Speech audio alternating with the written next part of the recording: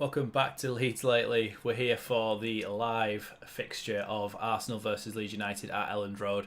Team news today. Bamford doesn't start. Nonto's not on the bench.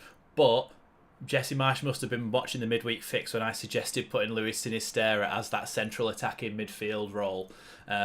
So it'd be interesting to see how he does there today. I think his invention, his creativity could be really, really important for this Leeds team today, if we are to get anything from this game. And for me, it's unlikely because Arsenal are such a good opponent. But I'm hoping that we can get something out of this game. Bamford is on the bench and Rodrigo is starting this game. I would have liked to see Bamford start again, just to try and get rid of a bit of that rust that he had against Crystal Palace. But he is on the bench, so hopefully we can see him come on later in the game. Don't know about Nonto because Marsh didn't mention anything in his press conference about Nonto, so that maybe something happened in the warm-up or before today even came. So teams on the screen now. Pascal Strout, even though Firpo is on the bench and fit, is still at left back. Cooper, Koch and Rasmus complement him in that back four.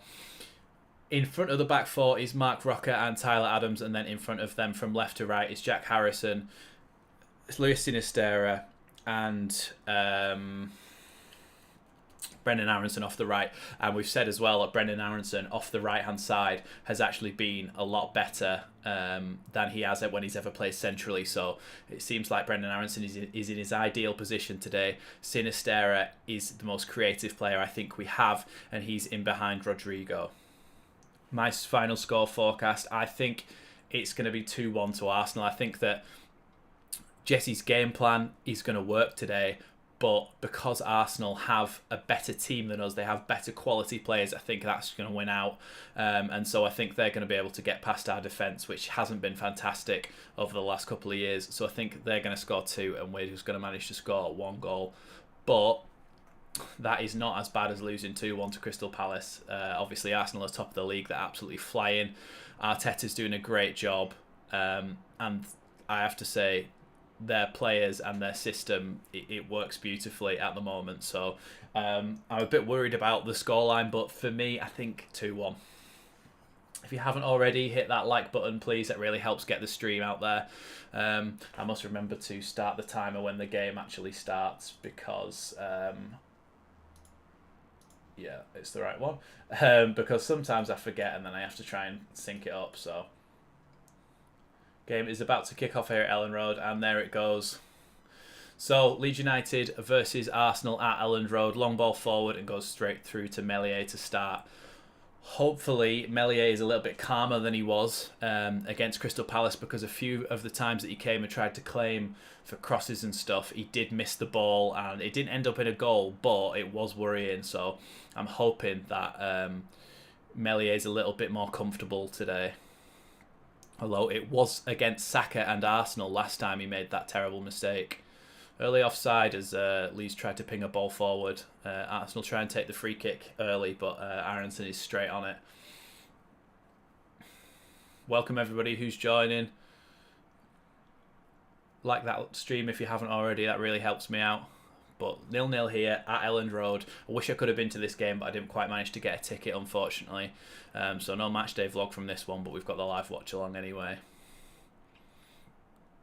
Aaron Ramsdale with the ball now just inside the first minute. Is weather an issue? What do you mean?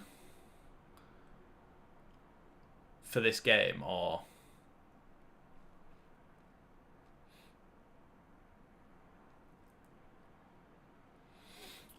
If you're talking about at Elland Road, then it's it looks to be quite a clear day. Bit of sunshine.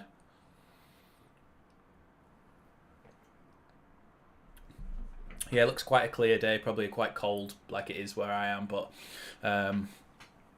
quite a cool day, but it looks to be sunny and no rain. Seems like we've got a problem with the communication between all the referees at the moment, or the referee and his assistants. Something's going on with their mics and stuff. For those of you who missed the lineup, I will just put it on screen now so you can see that. That's the Leeds team.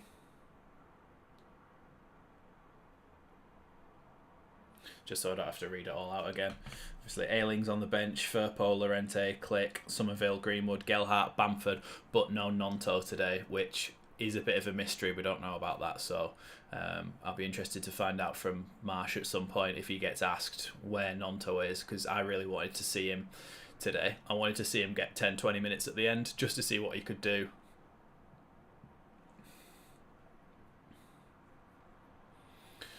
Bit of early confusion here, nothing really happening. Struck being told to go back a bit just after some issues with the referee's microphones. So I'm expecting a couple of minutes added on at the end of the half. I think Mike Oliver's having a word here with Jesse Marsh.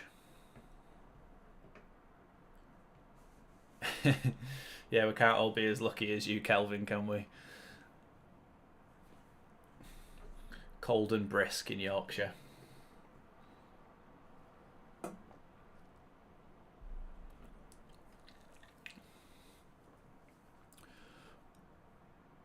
Yeah, still going on with a bit of confusion between the referee and his assistants with the technical issues, I think, with the headphones and stuff. So I don't really know what's going on. There's a guy on the touchline in a fleece with the, Hawkeye, the system that they use for the goal line technology, and they use it in cricket and tennis and all that. There's a guy with a Hawkeye fleece on who's having discussions with the referee and his assistants. Obviously, there might be some issue with goal line technologies getting Arteta and Marsh together.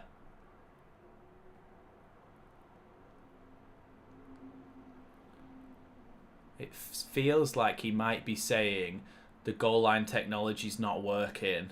Do you want to continue with the game?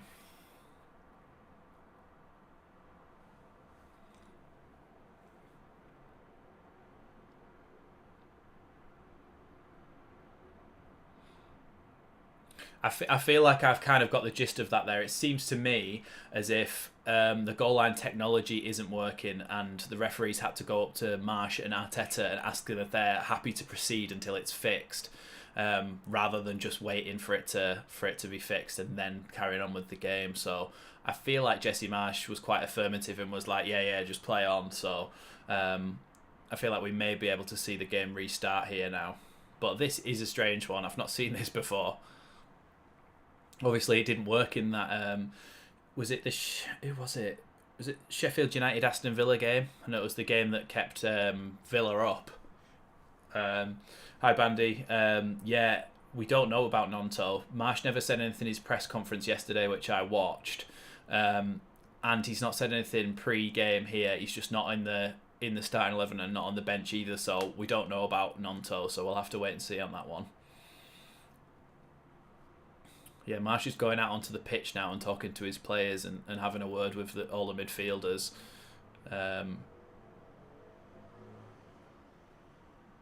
Yeah, Mikel Arteta's got his whole team around him. And he's having another pre-match team talk, basically. So this is very strange. I've never seen this before.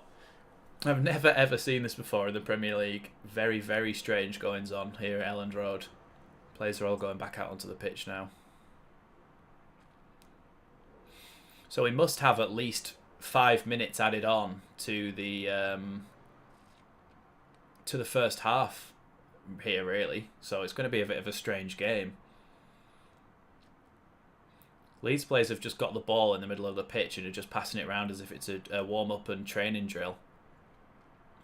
A couple of balls out on the pitch, actually, that they're just messing around with. So, yeah, something very strange going on here at Elland Road.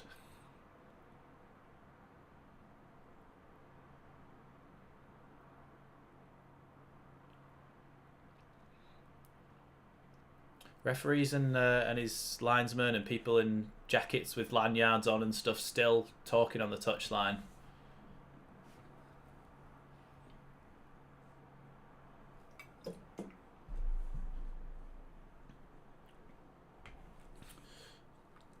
Let's go and see if any journalists know anything. Go on Phil Hayes' Twitter, see if he knows anything about it.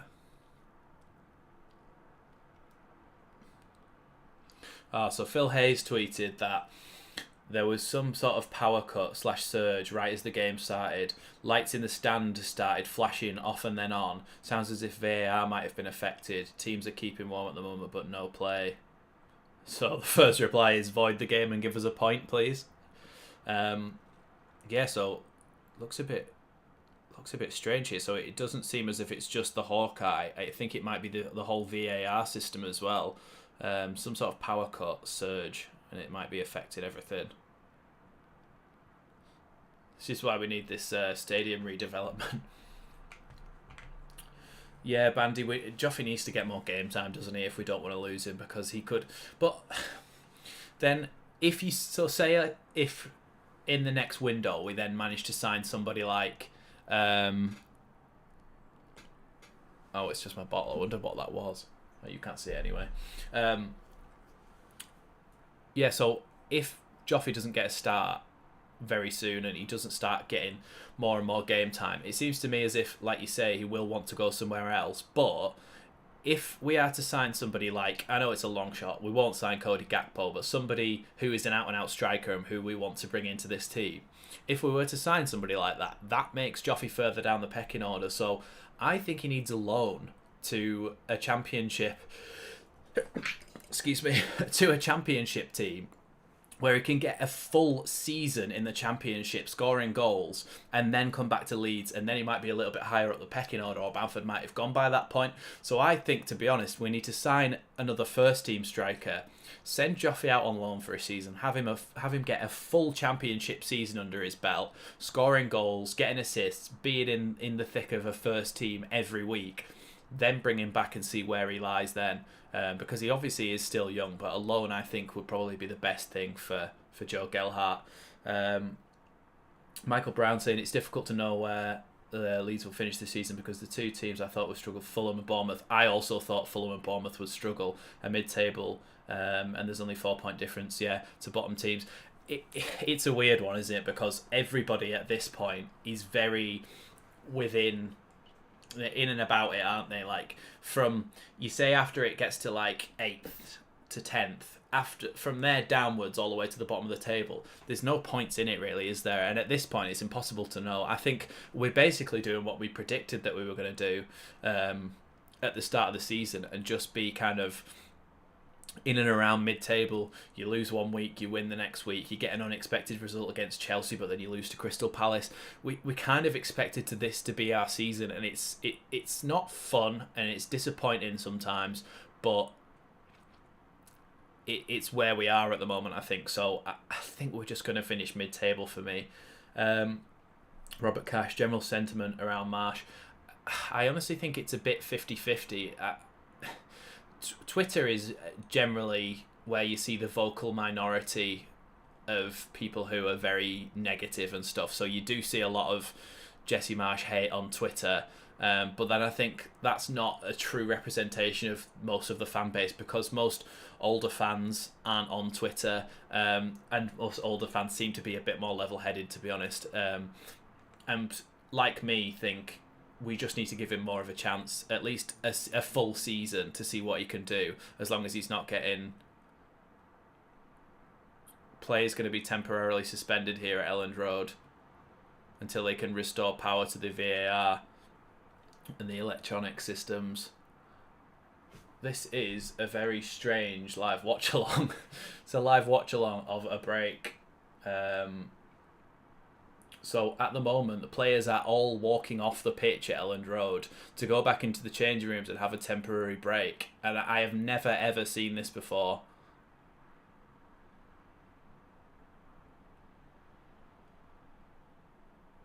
See Ben White walking off the pitch, smiling and waving at people. But yeah, this is very, very strange. Players are now going back down the tunnel into the changing rooms. We'll probably have a second little team talk, a second warm up. They'll have to warm up again before they come out, and then the game will come back playing again. But very, very strange goings on here at Elland Road. So yeah, general sentiment, I think a lot of people want him to just be given a bit of time to see what he can actually do. Let me just pause this. So we got to 12 minutes in when 2 minutes of that were 2 minutes of that were actual playing. So yeah, it's gone off at Elland Road now, so they're all gone back into the changing rooms, and we're just looking at pictures of the fans now. So we'll just have a little bit of a chat, Q&A sort of thing. Yeah, so general sentiment, I want him to be given a full season. Some people think that he's time to go for him already. I don't think that's fair, but so I think it's a bit 50-50. Jonesy LeMayo, interesting tactic by Marsh to cut the power off and get the game postponed. I mean, yeah, hopefully it works. No, but in all fairness, we do want to see a good game of football today, don't we? No matter what happens, I would rather see Leeds play than it be postponed and replayed again.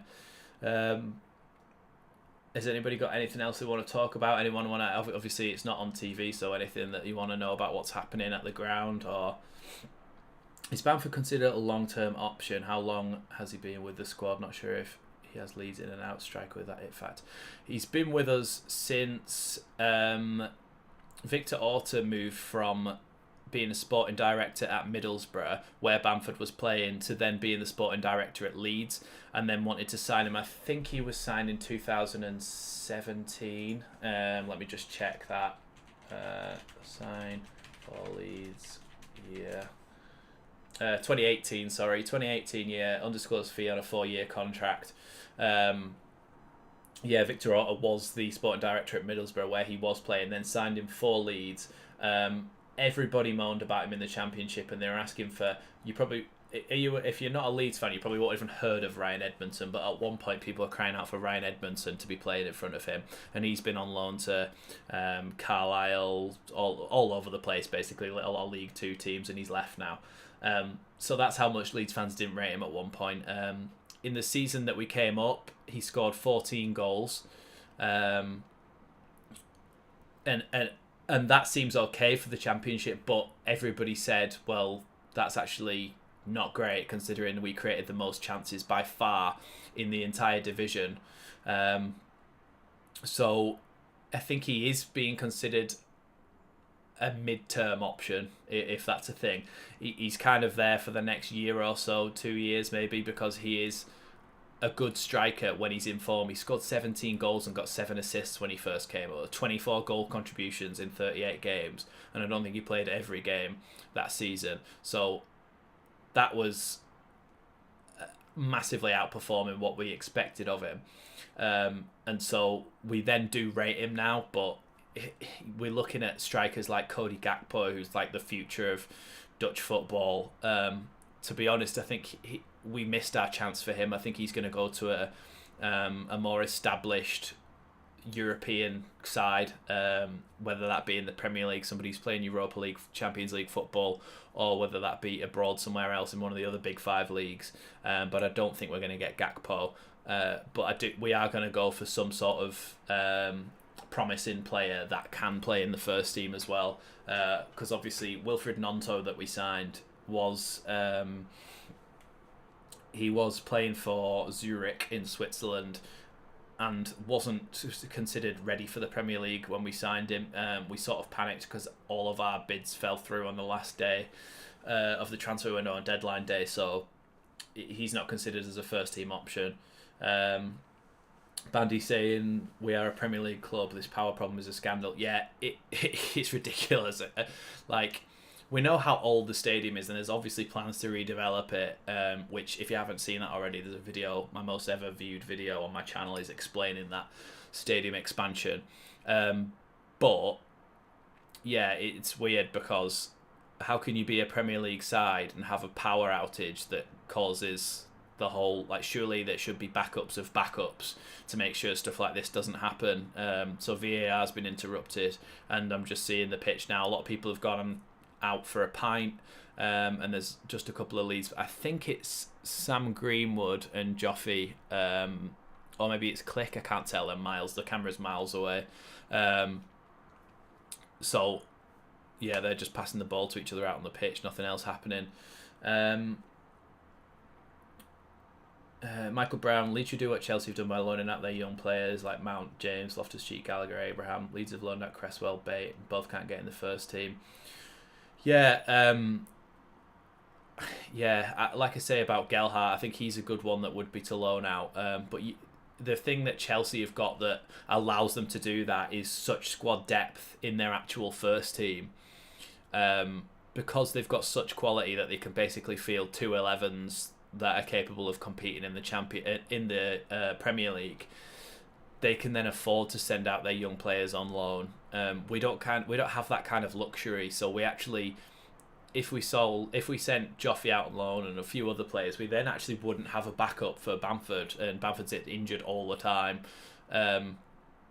So yeah, it kind of depends on how much quality we're able to add to our squad over the next year or so. Before we can decide that we're going to start sending people out on loan. But I get what you're saying. It really does help for them to get first team football. Kelvin saying, yeah, all this is assuming we stay up. Yeah, of course. Yeah, it's assuming that we stay up. I'm positive about this, and I think that we will stay up.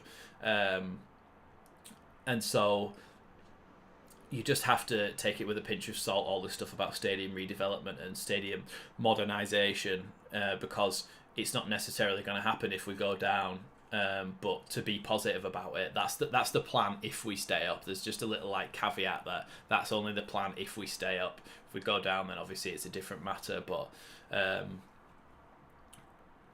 Joffrey may need to go out on loan for his development. He was up against Leeds playing, so he knows the Championship well. Yeah. I think the Championship's perfect for Joffrey. I think it makes him a little bit... He is physical and he's good. He's got that low centre of gravity. He's quite stocky. So I think him going to the Championship is the perfect league for him to go to, because he's just built for that league. And I think him in there gets him that experience, toughens him up a little bit, gets him used to playing against strong centre-backs and how to spin in behind them, how to score different types of goals, how to adapt. I think you don't really get that with the under-21s, and just 10 minutes, 20 minutes at the end of a Premier League game. I think he needs a full season starting every week in the Championship, or nearly at least most weeks in the Championship, to be able to get that sort of development that he needs to get to be able to be properly held in contention for this Leeds team. Now, one of the other players as well, now I think about it, is Crysencio Somerville, and Marsh mentioned in his press conference that he wanted to actually get him into the first team more, and he wanted to give him more chance to play. But for me, I've seen him do a lot of good stuff in the under-23s, and we all have. We've seen the videos of him taking on 5 people and putting it in the top corner. We've seen the skills, the passes, the goals. We've seen everything from him in the under-23s and the under-21s, and he's been fantastic in there. But I've never seen anything when he's come into the first team that makes me think that he's worthy of a first team place.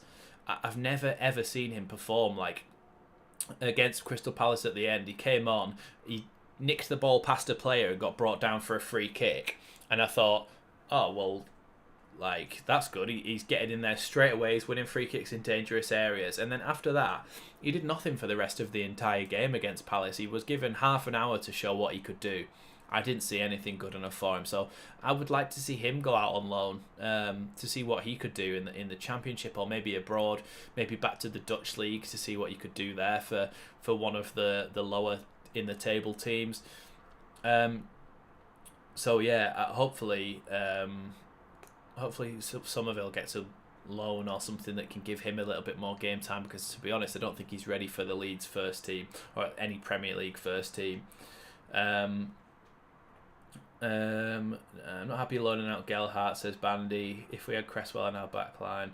Yeah, I don't know. I think it's easier said than done. I think Cresswell's come in, and when he has come in, he's played really well. But they're for really, that's the thing. So often you could have really good short spells in a team because you're only playing for 20 minutes, half an hour, sometimes 90 minutes, and you have a good game. It's when you play for an entire season that you start to see whether somebody's making mistakes or not. So I don't know if I think that Cresswell is ready, but then maybe that's just the Premier League. bias, because you see a lot of other leagues playing playing players that are like 18, 19 in their first team, and just taking that risk. And I don't think we do that as much in the Premier League. We tend to make more loans and stuff like that. So yeah, I'm not sure about that one. Spurs Fan Society group. I blame Arsenal. All the communications have been fine. Arsenal turn up and it goes to pot. Gives the 3 points to Leeds. I mean, I'd be happy with that. Yeah, definitely. We're on the same side today, I think, because we both like to see Arsenal lose this one. If it ever gets started again, match temporarily suspended is just what it says on the screen. And I can still see, I think it's either Joffy and Click or Joffy and... Oh, it might be Ayling, actually. I can see some sort of ponytail behind him, or unless that's his hood. Don't know. A couple of Leeds players just passing the ball around on the pitch, having a laugh like, what the hell's going on here? Are the fans going crazy on the TV? No, most people have gone to get a pint in very typical Leeds fashion. Most people have gone into the what's it called? Concourse, to go and get pints and pies and stuff and come back out. But yeah, everybody's just sort of waiting around. Southampton and Chelsea 1-0 up. Let's have a look across the rest of the Premier League. Right, just loading up the Premier League app. Yeah, so Chelsea have gone 1-0 up against Aston Villa through Mason Mount, and Southampton have gone 1-0 up against West Ham through Romain Perrault, who we were actually linked with the summer after we came up, and we were supposed to be signing him, and we signed Firpo instead. So, yeah, not very good. Yeah, everything else is 0-0.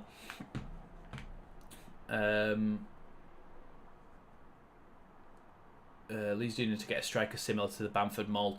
Yeah, I do think that Gelhardt and Nonto, referees are all just coming back out now, by the way, onto the pitch. So I don't know what they're doing. Maybe, I think actually it looks like they're going over to the goal to test whether the goal line technology's working, to put a ball over the line and back again to see if the goal line technology's back online. Yeah, that's exactly what he's doing. We're checking it now to see if it's working. Leeds do. Yeah, I don't think Gelhardt or Nonto are suited to be playing as a lone striker on their own. I think they do need help. So I do think we need to sign another striker that is in that mould of Bamford. So good shout there, Michael. Shame about Greenwood, because he definitely would have been in the running to go to the World Cup now his career. Oh, yeah, I thought you meant Sam Greenwood. We won't talk about the other one. Obviously, awful. But yeah, I prefer not to talk about it on the stream. Yeah, referee is just testing out the goal line technology. He's going, say the posts here, he's going on the outside of the net and pushing it in to see if it's working, as if it'll like malfunction and say that that's a goal even though it's not in, and then he's going out the other side as well, and seeing if it works. I have a question. Can't be asked to leave the screen. I don't know about it, to be honest. Yeah, the less said about that, the better. Hopefully at least. I just don't know what can and can't be said about that on YouTube or whatever. I'm obviously completely against it, and hope he does go to jail for a long time. But it does look like a few more players are coming out to do a little bit of a warm up here. It looks like the referees have finished testing the goal line technology. Just trying to look at his face now to see if he shakes his head or. Can't quite see what. I'm trying to read his facial expression and see whether whether it's working or not. But he hasn't shook his head to anybody or anything yet. He's going back down the tunnel again. This is a shambles, isn't it? Premier League football, and the floodlights start flickering, power outage, and whole of VAR and Hawkeye crumbles.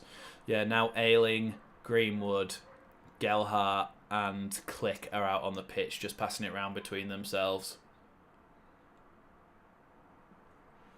If you haven't already, like that stream for me, please. Like that stream, like this stream for me. We should be getting underway shortly, I hope. It's obviously match has temporarily been suspended due to technical difficulties at Elland Road. But to be honest, I would have preferred to have been at the game. Obviously, before I said for those of you who weren't here before, I couldn't get a ticket to this one. But I would not have wanted to be stood in the stands waiting for this to start again, because it would have been the longest 20 minutes of my life. But because I'm here, I've got you lot to talk to in the chat, which obviously passes the time a little bit quicker. Is it hard to get tickets to a match? Yeah, it is. Last season, we were on a different ticketing system, and there was a trick basically where you had to wait till 1 o'clock and then get in the queue, and then at 1 o'clock you would be given a place in the queue. Sometimes you wouldn't get in for 15 minutes, and then all the tickets have gone. But if you waited till about 20 minutes past 1, a lot of people had put tickets in the basket that they just didn't even intend to purchase, and I think they all got kicked out of their tickets at 1, kicked out of their baskets at 1, so they got lucky there. This one, I'd just come back from holiday. I'd been in Florida for 2-3 weeks, and I just got back and I completely forgot about it, and I missed the first round of tickets, and then I just couldn't get them after that. But it is because it's against Arsenal as well, and because it's a big game, it's hard to get tickets. I managed to get tickets for the Fulham game though, so I'll be doing a match day vlog on that. I know a lot of people don't particularly like it when people do match day vlogs, but for me, I don't watch the whole game through my phone. I record little bits, and I do it like this, so that I'm not actually. So I'm watching. So say the pitch is I'm looking over the phone and not actually doing it, and the phone's just recording like that, and I just check every now and again to make sure it's on. And I do it mainly because all the players are running out back onto the pitch now. I do it mainly because people who can't get to the game, maybe people can't afford a ticket, or they live abroad, or they just want to see what the match day experience is like. Obviously you can see it on TV, but you don't get that feeling of what it's actually like to be in the crowd at Elland Road, to hear the chants, to get all of the atmosphere in, and it's the closest people can get to being at the game. So that's why I do my match day vlogs, and so there'll be one on the channel from that Fulham game. So Arsenal are coming back out now. Where are you watching? I'm watching on Peacock, which is an American streaming service, totally legal. I just watch it through a VPN. Yeah, I agree, to be honest. Calvin Phillips was amazing in that Bielsa team, and he'd be brilliant for anybody if you're playing a lone pivot. And Man City do play a lone pivot most of the time. And so when Rodri's injured or unavailable or just having a rest, Calvin Phillips would be fantastic for that single pivot role when he's fit. But in this new system, the double pivot, I think he's not suited to it. He's so used to doing the passing and the tackling and the breaking up play himself. So I've said this many times before, I think Adams and Rocker are a perfect combination. Rocker has got a really good passing range, and he's really good in tight spaces. Tyler Adams is more of a destroyer, who breaks up the play, does it well, and he's good in wriggling out of those tight spaces and breaking forward a little bit. He's quick, he's dynamic. So I think it really helps. It really helps.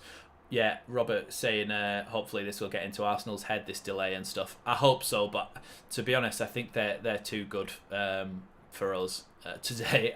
Hopefully we can get something out of this game, but I'm not too confident, but just because of the way that they've played this season. But you have to feel that no team, unless you're Man City, can keep up this run of form forever. So why not today? Why couldn't it be us that upset the balance? So Jesse Marsh is back out on the touchline. Teams are all back out on the pitch, just warming up a little bit before we kick off again here. I might have to readjust my timer and put it back to whatever they said it was on. 35 people in the stream now. That's class to see. If you haven't already, please like the stream. It really helps it get it out there and get it suggested to more people to join. Leeds next 3 games: Leicester, Fulham and Bournemouth away. Need to get at least 7 points. Totally agree. We really do need to get more points from these games. against Leicester, who have not been good at all this season. Fulham at home. Fulham and Bournemouth have been a lot better than expected. I can't remember who it was before saying that they weren't expecting Fulham and Bournemouth to be so good. Well, to be as good as they have been this season so far. So there is no easy games in the Premier League apart from when Norwich are in the division. But even then we made that difficult. But yeah, we do have to be getting points from these games, so I'm hoping as well for at least 7 points. I mean, the midweek fix, the boys were saying that we have to get 9 points from those games. I don't think that's possible for a team like Leeds. I just don't think we have a consistent run of 3 games that gets 9 points. Like, no matter who you're playing, it's so hard to win 3 games in a row in the Premier League. It really is. I think we've only done it once or twice since we've been back up. And that's over, 70 odd games, probably nearly 80 games in the Premier League. So yeah, I think it's really, really difficult to get 9 points, but I think we could get I could get 7 points here. Danny could be, I can't lie, I think these next 3 games could be huge. Yeah, I do think they would. It really helps his cause or hinders his cause whether he wins these games. But like Michael was saying, 7 points, I think he's good enough to make people a little bit more confident in him going forward. And obviously, I hope he gets the rest of the season to prove what he can do. Like, if we're not right down there in the relegation zone, then he doesn't need to be sacked. He needs to be given a bit more time to see what he can implement throughout the season. So, yeah, I'm hoping for... As bad as it sounds, I'm hoping for average things this season. I'm really hoping for average things. I hope we finish 13th, 14th, and towards the end of the season we're in no danger of going down, and we just don't have to relive that stress of last season. And then we can add, because I think in the summer we added really, really well to this squad, but not getting a striker was a huge pitfall of that transfer window. So I think if we get a striker and a left back in the summer window, and maybe some more backup in other positions, I think that we could be doing really well next season. Folks are writing off Cooper, Forshaw and Click. Yeah, last season Click was not very good at all, and was really disappointing, but this season so far, when he's come off the bench, he does seem to have affected things. He does seem to start creating things. He does seem to be doing quite well. So I don't think Click's done yet at Leeds United. Forshaw, I think, is just a decent Premier League standard backup. He's not going to be starting games, and I don't want him to be starting games because Tyler Adams and Mark Rocker, I feel, are so much better than him. But I think Adam Forshaw, if one of them is out or suspended, is a good standard level of Premier League player to bring in there. So I'm happy with Forshaw to be on the bench and stuff. Cooper, I think, is obviously made that mistake against Palace, but it was on the halfway line, and we also should have defended the cross that came from it better. So I think Cooper gets a bad rap. A lot of the time he does everything right. He does the good things. He keeps the ball, and he heads clear a lot of set pieces. And so I think that's really important for Leeds because we don't really have a leader. If we could sign a centre-back who's an absolute leader of men and a warrior to go in there and help Pascal and Koch and maybe for Llorente to go next season, I think it could be good for Leeds. Is our game to restart today? Yes, it is nearly restarted now. The referee's running out to the middle of the pitch. All the players are ready. Managers are ready on the touchlines. Yeah, the Harlem Show is just about to restart. The referee is running to the centre circle now to restart the game. So obviously I will restart my timer, and then obviously you'll know that the game has started again then. Oh, he's not running to the centre circle. He's running to check the goal line technology.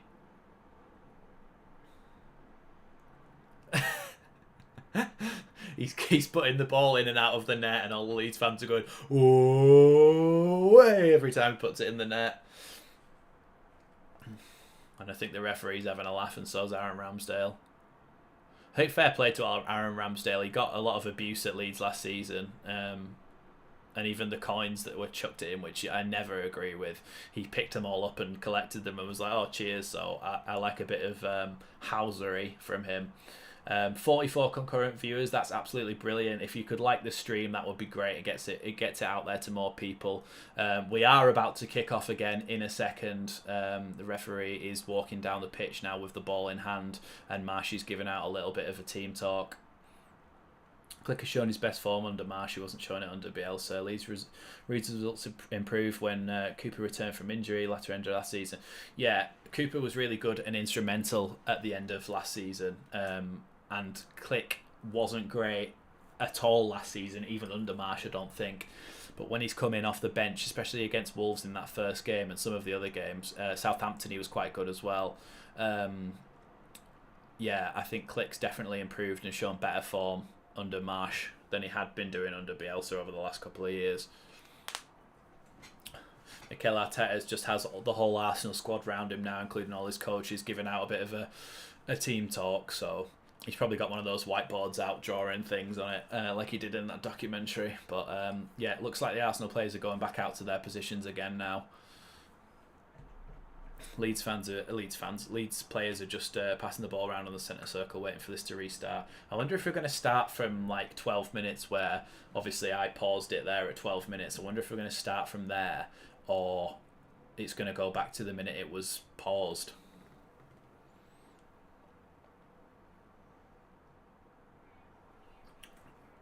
God, talking makes you thirsty.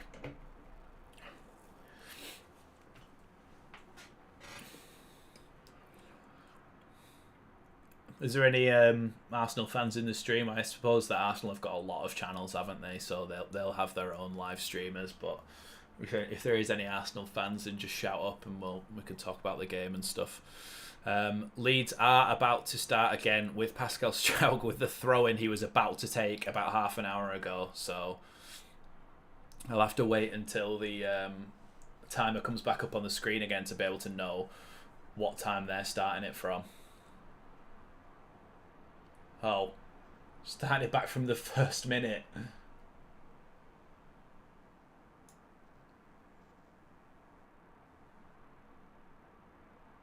Delay of 37 minutes.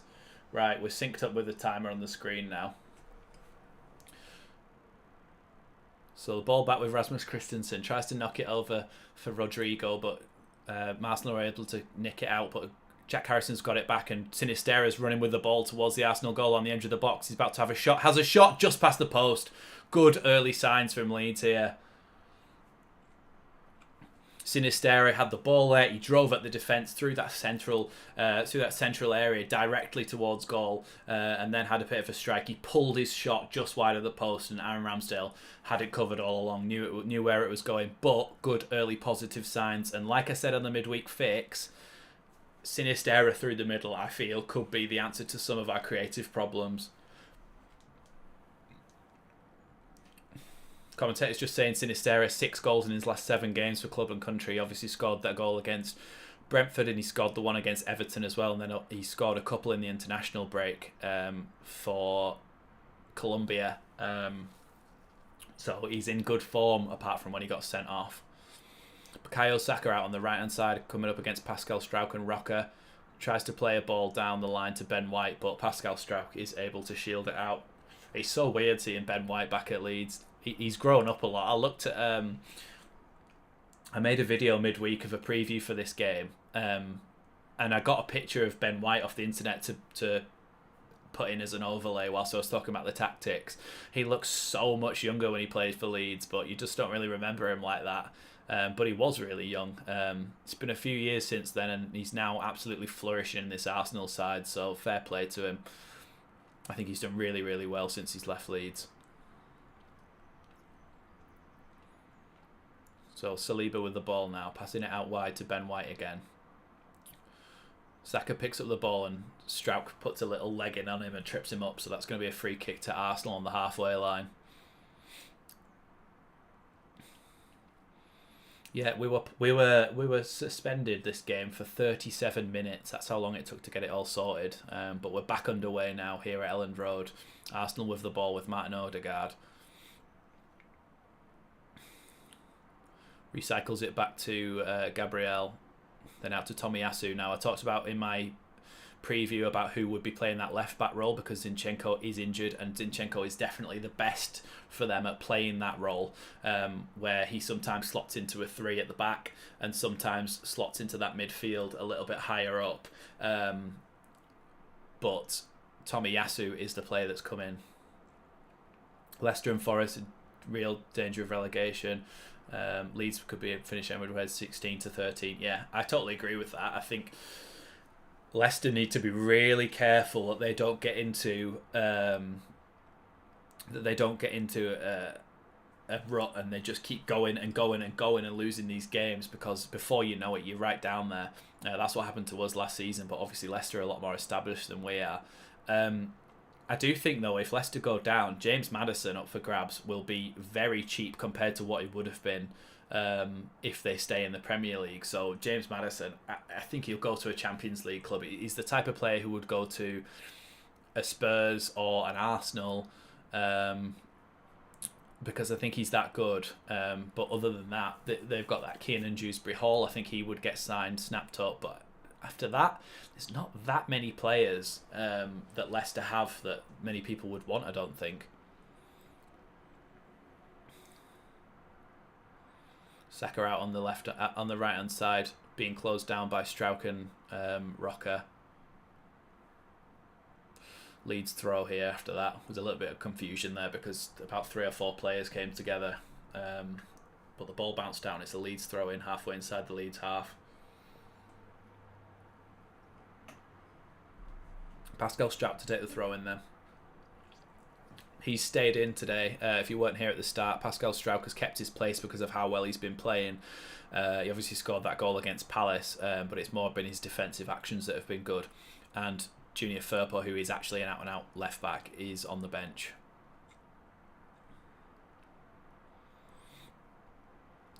Yeah, I think we need to not underestimate how good Xhaka is now, because I think last time Arsenal came to Elland Road, Xhaka wasn't great.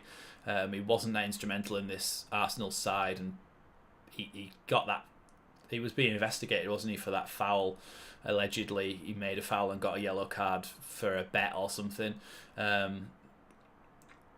we don't know how much truth is in that, but that's the sort of thing that was surrounding him at the time. Now he's been fantastic in there, and he's almost talked about in my tactics video. Partey will sit behind him as a holding midfielder, as a pivot, and then you'll have Xhaka, which is basically a free role in there to go and do his work, to find those little tight spaces, and to always be an option and a third man run. Brendan Aronson with the ball, passes it out wide to Rodrigo here. Rodrigo up against Gabriel. Tomiyasu's inside him, and they sort of swap positions. Rasmus is trying to overlap him and does so, but is hounded out by Martinelli. Leeds have still got the ball here. Robin Koch trying to put it into the box. I think Leeds last defeated Arsenal, I'm pretty sure it was 2004.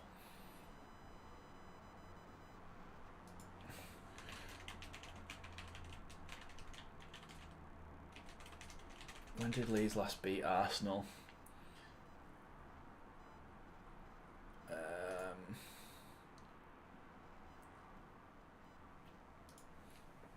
I'll be able to tell you now.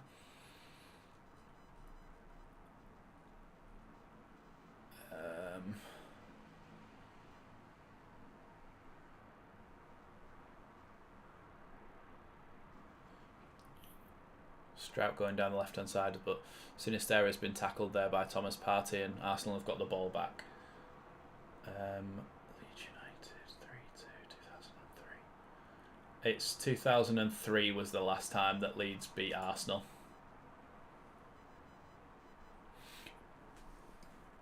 It was 2003 that Leeds last beat Arsenal. I think it was 3-2. And I was 6 at the time, so that's why I don't remember it particularly well.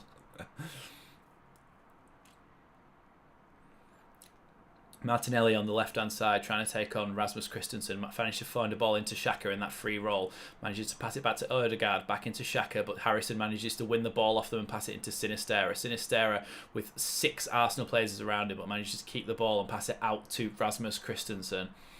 Rasmus Christensen on the halfway line slows things down and recycles it back to Robin Koch. Leeds have got the ball here with a little bit of possession. He's trying to have a little look up and see where they can find space. One thing I've noticed about this Leeds system is that a lot of the time when Leeds have the ball and they're in possession, Mark Rocker will slot into the left back role, and then the left back, being Pascal Struijk, will actually go up a little bit higher in more of an attacking position. When we've not got the ball, that swaps round and he goes back into a normal back four. But I have noticed that Mark Rocker likes to go and drop into that left back role to try and get the ball and play passes out. Rodrigo's got the ball here on the run against Tomiyasu, takes it wide, cuts inside with a little Ronaldo chop, puts the ball into the box, and it's just cleared away by Saliba.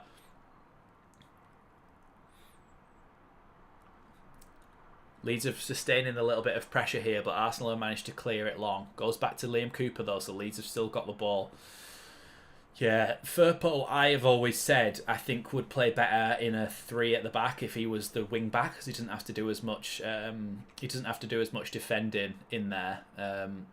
But in a 4 at the back, I worry about him. I really don't trust him in the defensive phases of the game. I think he's okay going forward. I think he puts good balls into the box.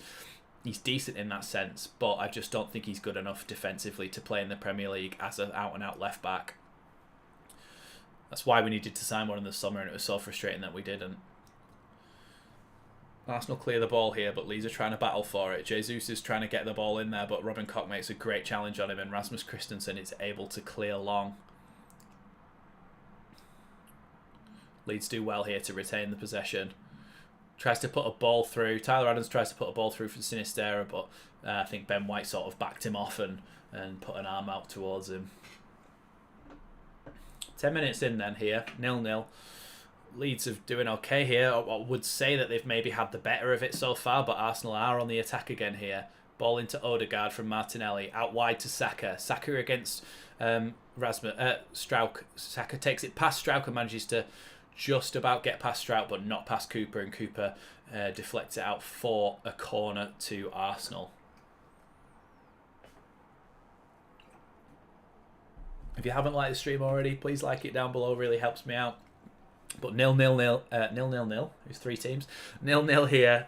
Saka just tries to get past Struijk, but couldn't quite get past Cooper. And it's a corner kick to Arsenal here, 11.5 minutes into the game. Mark Rocker battling with William Saliba to try and keep him away from Meslier, who is at the moment just stood behind them. Saka with one arm up, indicating to me maybe a near post cross. Yes, it has gone near post. Ball into the box, and Meslier is able to catch it easily and calmly.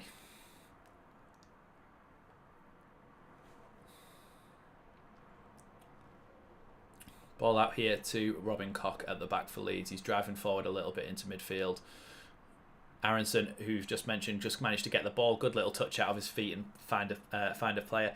Aronson is doing okay. Hasn't managed to get into the game that much yet, but a big mistake there by the Arsenal defence. Leeds chased it down, and Ramsdale tried to clear it, but only kicked it at his own player. So a bit of confusion there, but Leeds weren't able to get anything from it. Aronson's doing okay, but hasn't really had a major chance to get into the game. Sinisterra has probably been our most dangerous player so far, who's just been fouled. Jack Harrison with the ball now.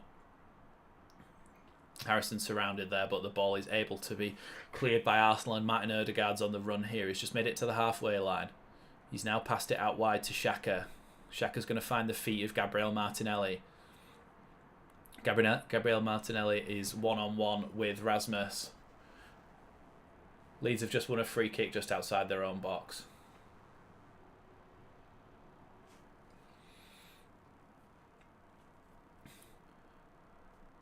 Yeah, Martinelli trying to get inside here, and then, yeah, pulls Aronson down, who Aronson does well to get the ball off him. Rasmus is celebrating it like it's a goal, which you love to see that passion. So Leeds have got a free kick just outside their own box. Is one side dominating possession? Not really. It's a little bit of a tit for tat, blow for blow, like counter-attack for counter-attack sort of game. Leeds would go and try and attack for a little bit. Arsenal will win the ball, then try and counter-attack Leeds, and it's quite an end-to-end game at the moment. I don't know what the actual possession stats say. Let's have a little look. I think if we go on sofa score, Leeds versus Arsenal, we might be able to see some live stats that I can tell you about. Saka down the right hand side here up against Pascal Strout, passes it into Martin Odegaard, passes it back out to Saka, and Saka's going to have to recycle a ball here because Sinisterra is hounding him out really well, just whilst they've got the ball at the back. 66% possession to Arsenal apparently, 34% possession to Leeds, but it hasn't really felt like that.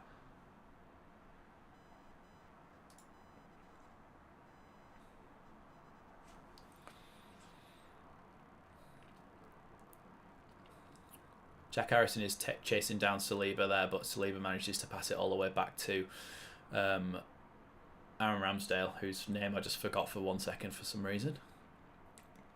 Tomiyasu with the ball being chased down here, passes it out to Martinelli, and Rasmus manages to get a good foot in there. I think Christensen was so much better against Crystal Palace last week. Hopefully he can keep up that form. I think he's been fantastic over the last game and a bit. Arsenal with possession at the back here. Gabriel just looking for an option. Passes it inside. Xhaka with the ball. Xhaka passes it to Partey. Partey tries to pass it out wide to Ben White. Ben White's able to spread the play down the wing to Saka. Saka versus Struijk again. Ben White puts a ball into the box right to the back post, and Rasmus makes a really good just glancing header to take it away from the volley of Martinelli, who was waiting at the back post. Leeds with a bit of contested possession here.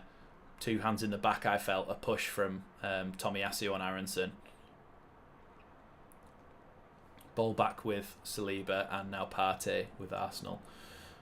Things that slightly concern me about Aronson and Rocker in particular is that I tend to get subbed. It's stamina about them. I think that Aronson's got very good stamina, and when he was playing for Salzburg, he put up Martinelli's just with the ball into the box here. Tomiyasu plays it out wide to Saka. Saka with the ball to Ben White. Ben White plays it into the box, but Odegaard can't quite get there. I think when Aronson was playing for Salzburg, I did a video on his pressing and stuff like that, and the things that would be good for this Leeds side, and his pressing stats were like off the scale, and I don't think he was substituted off every game for them, so I don't know if it's more of a tactical thing. I could understand that maybe Rocker, it's a fitness thing, because for Bayern over the last couple of years, hashtag free Ben White, for Bayern over the last couple of years, Rocker hasn't really played any games at all, so I can understand why that would be a fitness thing with him, and I probably agree with you on that one. But for me, about Aronson, I understand that he's a little bit weak in the challenge sometimes, but I think that's just about his frame and his body type and stuff. But I don't think it's about his fitness. I think it's more of a tactical thing, trying to get other players on the pitch and see what they can do. But I don't agree with the decision to take off Aronson and bring on people like Somerville, because like I said, whilst we were in that break before, I don't think Somerville's good enough. Arsenal with the ball back here, 17.5 minutes in here, and it's still 0-0. Arsenal with most of the possession, but not most of the opportunities. Neither team have had real clear-cut chances. Who's playing up front again? Bamford and no, it's just Rodrigo. Bamford's on the bench. I'm hoping that Bamford can come on a little bit later in the game and try and affect things, because I think he's much better of a lone striker than Rodrigo is. I think Rodrigo's a bit more of a poacher, but Bamford leads the line better. So hopefully we see Bamford come into this side a little bit later on and have an effect. I could go through the team if you like for anybody who's new, and because obviously it's not on TV. It is Meslier in goal, Strout left back, centre backs Cooper and Koch, right back Rasmus. Arsenal are on the attack here. Martin Odegaard just on the edge of the box has a shot, and I think it hits his own player in the bum. I think it hits Gabriel Jesus and goes out wide. Saka's got the ball still here though. Passes it inside again to Odegaard, who tries to cross a ball into the box, and Meslier is able to claim very, very well there. So yes, back four, Struijk, Cooper, Koch, Rasmus. In front of them, Rocker and Adams. Then in front of them, from left to right, Harrison, Sinistera and Aronson, and then up front Rodrigo. Nonto not on the bench. We don't know why as well. Leeds with possession here then. Rodrigo's got the ball. Passes it out to Rasmus Christensen. Out wide again to Rodrigo on the halfway line. Contested here, but he's played a really nice ball all the way out to the other wing towards Luis Sinistera. Sinistera running at Ben White here, just on the edge of the box. Has a shot! Oh, just underneath the bottom left post, and it hits the outside netting. Oh, really good from Sinistera. Picks the ball up on the left-hand side, about halfway inside the Arsenal half. Runs at Ben White. Cuts in from the corner of the box, has a shot, and just hits the side netting under Aaron Ramsdale's right post. But Aaron Ramsdale had it covered the whole way. Who's playing the number 9? Yeah, it's Rodrigo is playing the number 9 role, but he doesn't have the number 9 on his shirt. So there's here actually a corner for Leeds. Brendan Aronson whips it into the box. And the ball's bobbling round. Oh! Oh my God! It was an absolute scramble. Strauch had a poke and it wasn't able to get in, but it was so nearly a goal for Leeds. Aronson now on the corner of the box crosses it in, but Aaron Ramsdale is able to claim.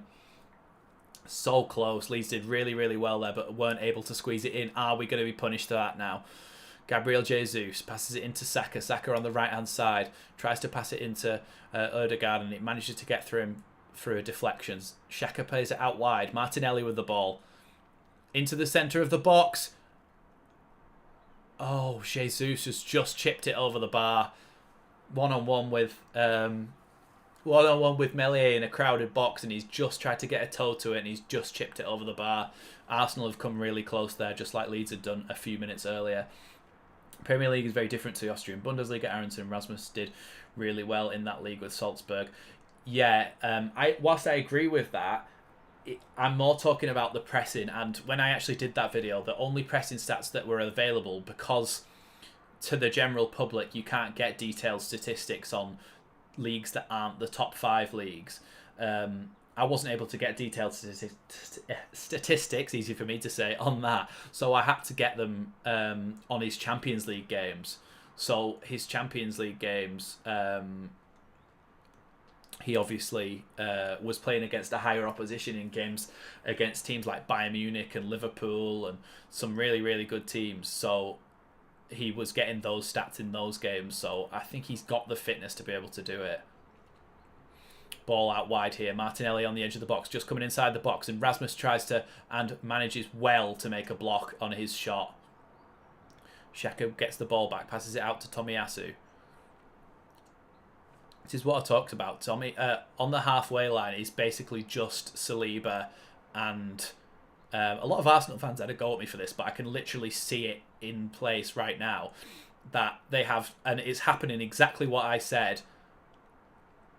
Arsenal have managed to get players back, but there's basically sometimes there's basically 2 Arsenal players. The 2 centre backs are the only players on the halfway line. Rodrigo tries to have a shot there, but is blocked after it's a pretty tame shot. Arsenal sometimes leave basically 2 players on the halfway line and 4 across the midfield, including the right back and the left back, so they can be counter-attacked on in that sense. And I made a video about that. A lot of Arsenal fans are saying, no, that's not how we play, but I could literally see it there. Arsenal counter-attacked there, but weren't able to get anything from it, and Ødegaard's through ball to Martinelli is not on the same wavelength as him, and it's gone straight out for a goal kick. If Marsh can unlock us against teams that dig in and frustrate us whilst playing well against more open teams, we'll be more than fine. He's got to figure out. I totally agree with that statement. Against the teams who sit in, like Wolves, we managed to get a result against, but after that, it's been difficult against Everton, against Villa, against teams like that who just sit in and try and soak up the pressure and hit you on the counter attack and not really play positive attacking football or open football. It's been hard for us to break them down. But against the more open teams like Chelsea, who actually think they have that sort of arrogance, that cockiness that comes with winning Champions Leagues and having such good players and such a big budget, they came out at us and we were able to get at them. So I feel like in this game, it could be the sort of game where we might actually get a little bit more joy. But like you say, we've got to figure out sooner rather than later how to beat teams who dig in and play really defensive football against us.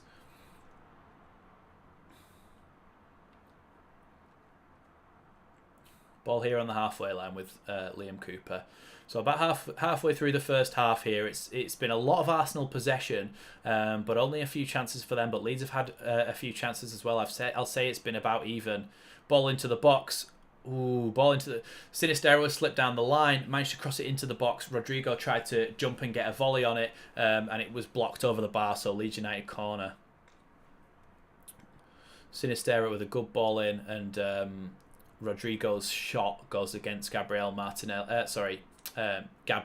Magalhaes, however you say his name. I'll just call him Gabriel, the centre-back. And just goes, yeah, Michael's saying Cine gives something different going forward. He's got great pace, variety to his game, almost like Rafinha, although Rafinha was a step up in class. Totally agree with that. I think he's that sort of player, and that's why we signed him. Ball into the box from Aronson, goes to the back post this time. Cooper's challenging for it, but they're able to get it away. Rocker's volley is blocked away, but Leeds still have the ball.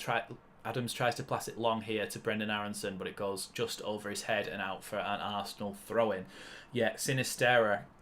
I think this midfield attacking trio is a little bit more fluid today. I've seen Harrison on the left, I've seen him through the middle on the right, and I've seen Sinistera swapping around as well, so I think it's a little bit more of a fluid three behind the striker in today's game, which is actually a really good thing to see, because you never let their defence then get settled against one player. So if they're going against Harrison, they're thinking, right, he's always going to try and put it on his left foot. But then the next time we attack and it's Sinistera, you could have a completely different thing to deal with.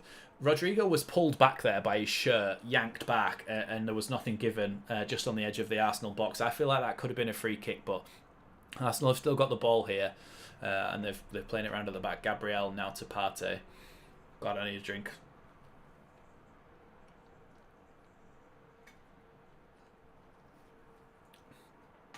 Ball with Ben White now. Back into Jesus, who's taken up a deep position with the ball. Ball's been played all the way back to Saliba and Gabriel in their own half, and he's going to probably be played back to Saliba again. Arsenal are just trying to keep the ball and have a little look. Arsenal 64% possession, Leeds 36%. Now that sounds bad, but that's kind of Marshy's game plan. He doesn't want to have that much possession. He wants to win the ball and then attack in those transition moments and go as vertically towards the goal as possible. By vertically, that's just a farty way of saying just directly towards the goal. We're playing well, still open on the counter, but the big question is if we keep the score. If we keep this up for the full 90 minutes, even if they score. Yeah, I think it's possible for us to do that. I just don't think we've managed it very well this season, have we? That's been our issue. Against Crystal Palace, we were amazing in that first half. But the second half came and we weren't very good at all. We weren't able to keep up the pressure. So it'll be interesting to see, like you say, Jack, whether we can keep this up. And I think sometimes that depends on the substitutions we make as well. I think there's certain players that are good triggers for the press and certain players who don't work as hard. Rodrigo being one that I don't think works as hard in that area. So I think maybe bringing Bamford on a little bit later on. We know that he presses and we know that he leads that line well. Maybe that's why he's not starting. Maybe that's Marshy's his game plan, because to me that actually makes sense now I'm thinking about it. For Marsh to put Rodrigo on from the start, who's not as intense with his pressing, but everybody else will be at the start. When that starts to tail off, if you then bring on Bamford for Rodrigo, you know that that Bamford will lead that line, and you know that he will press and attack. So that probably helps everybody else to get in that frame of mind to be going forward again. So I'm hoping that Bamford comes on a little bit later in the game and affects it in terms of the pressing. I don't know if I would take that, Bamford scoring the winner and then being injured again. I don't know how happy with that I would be, because it'd be every cloud, wouldn't it? But Leeds with the ball now. Harrison manages to get a ball out wide to Rodrigo, but he's fouled a bit. Harrison tries to cut back and then make himself onside, but he's got the ball. He's inside the box now. Harrison lays the ball off to Rocker just inside the box. Aronson with the ball. Aronson tries to play a ball in just across the face of the goal, but nobody is able to get there. unfortunate from Aronson. Nobody was on his wavelength running in at the back post. But it was a good pass, but it's just difficult to see whether... well, nobody else was on the wavelength. Tomiyasu in the build-up there completely wiped out Aronson. Yeah, Harrison would have been offside anyway. He was offside, then saw that he was offside, and Rodrigo was still going to pass to him, so he tried to cut back and then go again. But I don't think it would have counted if we'd have scored off that, which is really disappointing. Sinisterra didn't just make that run. I suppose it probably would have been too far for him, but it was a good idea from Leeds there. Michael Everton, Aston Villa came to Elland with a game plan. Were defensive, played spoiling tactics, slowing the game down, taking time over set pieces, goal kicks like with it. Yeah. And when they did that, it was horrible to watch, but we weren't able to break it down. So we do need to come up with some sort of ideas in that situation where we can do that. And I think maybe Sinisterra playing through the middle could be something to do with it. Leeds have just fouled Gabriel Jesus just outside the D. Can't pick a bad player so far. Rodrigo could play more. Yeah, I think if Rodrigo's been the one that's more questionable than anybody else, I think everybody else has been quite good at linking up and defending as a unit. But Robin Cox just put a little bit of a shoulder into Gabriel Jesus just to knock him over there. Because he knew that it was going to be a dangerous situation on the attack. So Arsenal have got a free kick just outside the Leeds penalty area, just outside the D, and it'll be interesting to see who takes it because it's a really good range, and I think it's probably going to be Ødegaard to take this one. But it's worrying because this is a really good position for a free kick.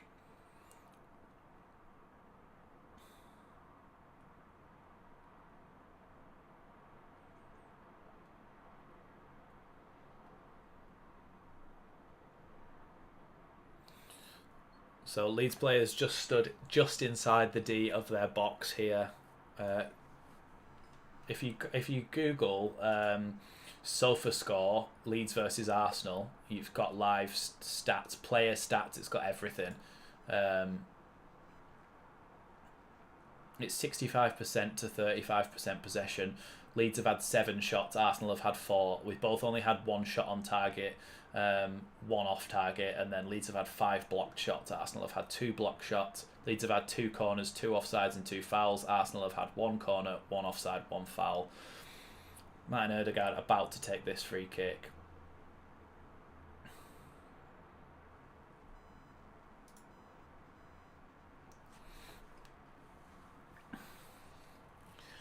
Ødegaard checks the free kick, and Meslier is able to get down low to his post, spills it, but there's nobody there to get it, so he's able to then pick it up again. Yeah, I thought that free kick was closer than it was, to be honest. It was a bit further out. I think it may have been, I think it may have been where the original foul was, rather than the extra little knock by Koch, and I didn't even mean to rhyme that. Surely that's a push in the back of Sinisterra there. He's gone up for a header and he's been pushed in the back like that and then has fallen forward and then obviously isn't then able to get the ball. So Saliba with the ball passes it out to Gabriel. Yeah, it's not great for me doing sort of commentary and live watch along with this that Arsenal have got 3 players called Gabriel. Gabriel Jesus, Gabriel Martinelli and Gabriel, can't pronounce his last name. The centre back.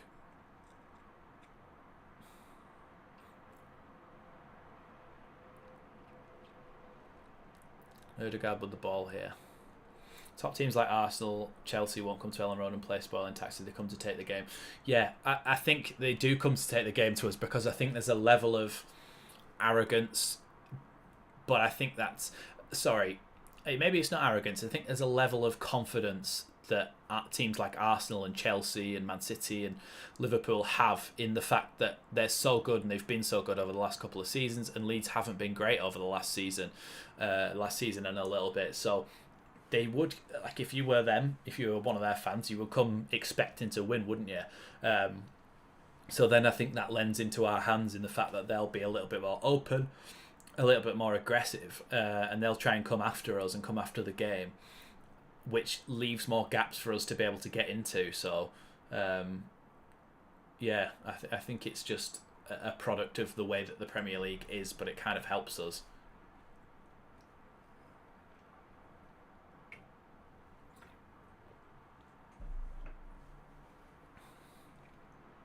Partey with the ball, a couple of Leeds players around him.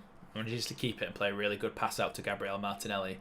Martinelli coming up against Aronson, goes past him with ease.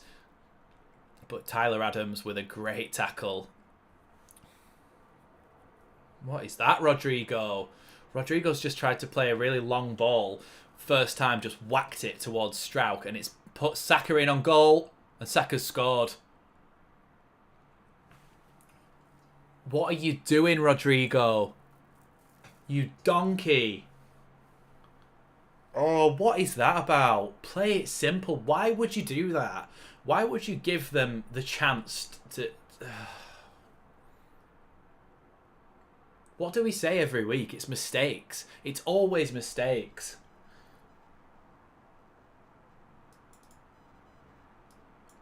Let's change that to 1. No danger whatsoever, and he's booted it as far as he could straight to Saka.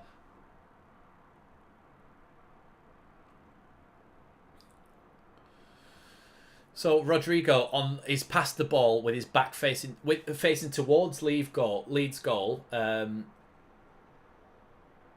It depends on whether I can get to the match. Like there's one midweek, isn't there? Which I'll be live streaming because I'm not going to because it's away. But Rodrigo is facing his own goal about on the halfway line. It's passed into his feet, and he first time boots it as hard as he can with a bit of curl on it towards Pascal Struijk at left back, who's got a man on him in Bukayo Saka. The ball bounces over Struijk. Saka manages to head it towards Ødegaard, who then plays a 1-2 with him, and Saka scores from a really tight angle. But what Rodrigo was doing then, there was no danger whatsoever, and he's made a stupid, ridiculous mistake to allow a really good team like Arsenal to score against us just before half-time. And it's pathetic and stupid. What is he doing? It's so deeply upsetting. What is he doing? I hate shit like that. There's no need for it. It was so uncalled for. It was so like... I just whacked my desk. There was just no need to do that. Absolutely no need to do that at all. I'm so annoyed at that. It's just stupid. It's just absolutely stupid. There's no need for it is the worst thing. It's just another stupid mistake. Quite an even game. 0-0 at half-time. We could have grown into the second half and maybe potentially got a winner at the end. But as it stands, we now have to score 2 goals to win this game. We've just made it doubly as difficult to win this game now. So now I'm thinking that the best we can wish for is a draw. I mean, I did say 2-1 at the start, but I didn't expect it to be stupid giving away goals like that. But maybe I should have expected that. That's not a foul. Ball with Brendan Aronson. Brendan Aronson into Rodrigo's feet, but Rodrigo doesn't quite manage to get there. Tyler Adams has now fouled Gabriel. And about on the halfway line there. Another error gifting a goal, yeah. We were in the game. We were perfectly in the game, and it's not even as though he's caught in a defensive position and he's made a mistake. He was on the halfway line and just booted it without even looking or giving a shit where it was going to go. Absolute donkey, man.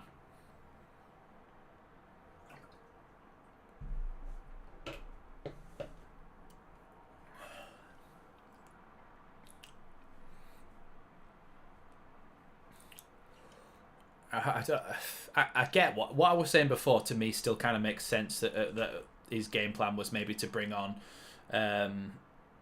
what's his face at the end, Bamford, to bring Bamford on later on to continue with that pressing. But now it's just we should have just started him.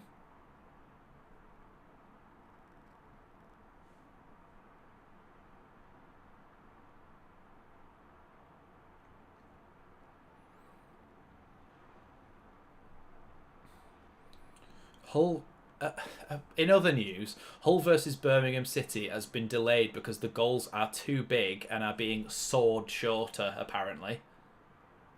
As in, the goals are too tall, so they're sawing off the... Oh my god. They are genuinely... Hawkeye will be recalibrated. They are genuinely... I can't show much of this, but they are genuinely sawing off the bottom of the goals in that game at Hull versus Birmingham because the goal is too tall. That is ridiculous. And apparently they have to recalibrate Hawkeye and stuff for it.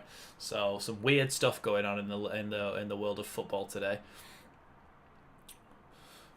Arsenal have got the ball here with Martinelli. Takes it past Rocker. Plays it out wide to Saka on the halfway line. Saka takes it in his stride up against Strauch. Tries to take Strauch on. Strauch manages to get a foot in, but Saka's still got the ball. Strauch manages to win it. And Strauch has done a classic... Oh... vintage Ayling flop. That was an absolute perfecto vintage Ayling flop.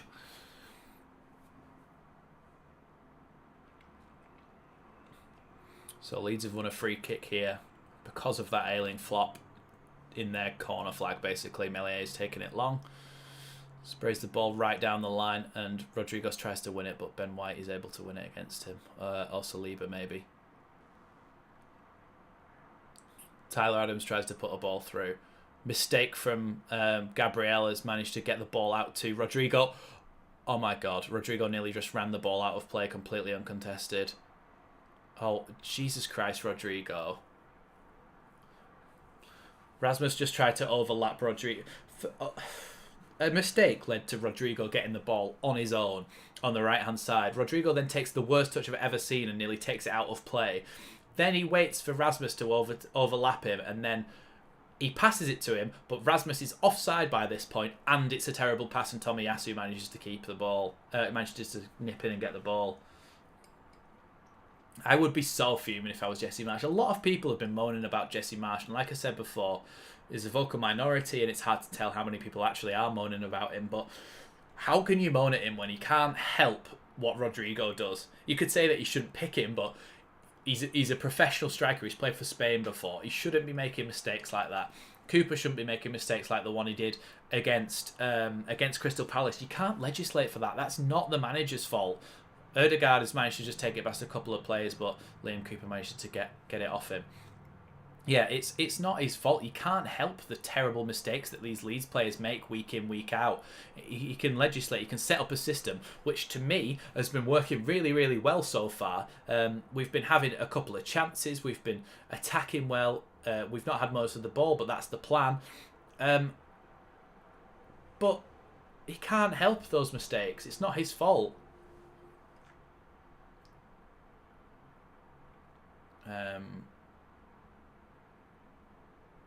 The Arsenal fans are all in here. Ball with Tyler Adams. Mark Rocker tries to play a ball into the box, but I know it's just going to go straight through to Aaron Ramsdale, who's able to pick it up. Arsenal trying to counter-attack here, but Strauch manages to nip in and get the ball. Then plays a ball that just is not to Jack Harrison at all, and Arsenal are able to get the ball back. We needed a left back, man. We really needed a left back, because Strauch is good defensively and he's made some good challenges today, and some good tackles. But going forward, he just tried to play a ball to 5 yards to Harrison's feet and just missed him. And it went to an Arsenal player. We need an actual left back who can attack, and that's not Firpo, because he can't do the other bit and defend. Like, why do we have to have one or the other? Why couldn't we just buy a left back that can do both?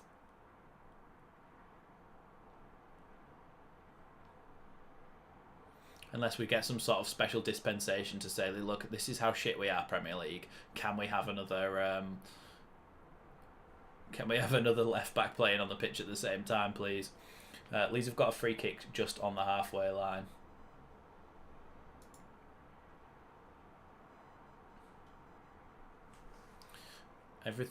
Everything seems to be going through the... I don't agree with that, actually. The commentator's saying that everything's coming out of... coming down the middle for Leeds, but you have seen a lot of the fullbacks trying to overlap. Rasmus would be getting forward a little bit more, but not having much luck so far. Ball back on the halfway line with Liam Cooper, who passes it all the way back to Meslier whilst Odegaard was chasing him down. Yeah, we could do with somebody like Roberto Carlos. Not sure how good he'd be now, like, but in his prime. I mean, there are left backs that were okay. Like when we looked at, like the season we signed, Brendan Aronson has made a little break here, passes the ball to Harrison. Harrison is on the edge of the box and just fires it over the bar. No chance. We were going to sign Romain Perrault, who scored for Southampton today, but like. He's good defensively and he scored a couple of good goals for them as well, so he's obviously okay at getting forward. We just didn't buy it. We just didn't buy one. Yeah, I don't get the plan to stick with Firpo though. I don't get the plan to stick with Firpo.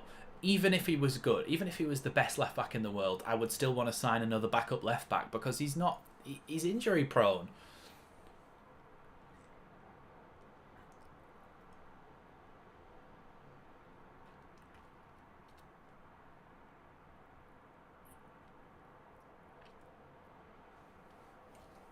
So Arsenal have got a free. It's just about to tick over to the 45th minute now. Arsenal have got a free kick on the halfway line. Partey is rolling around like he's been shot after a tiny little kick. Oh no, it's not Partey, it's Saka.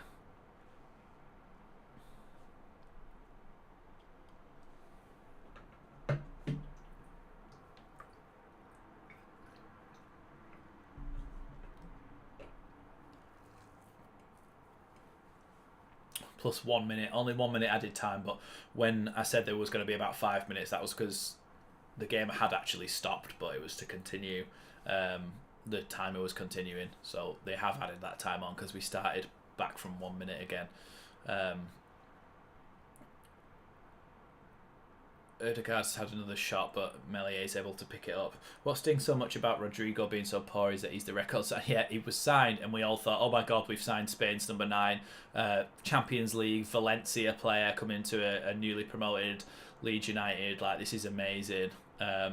And he's just not lived up to the billing, which does sting. You're right, it's not great.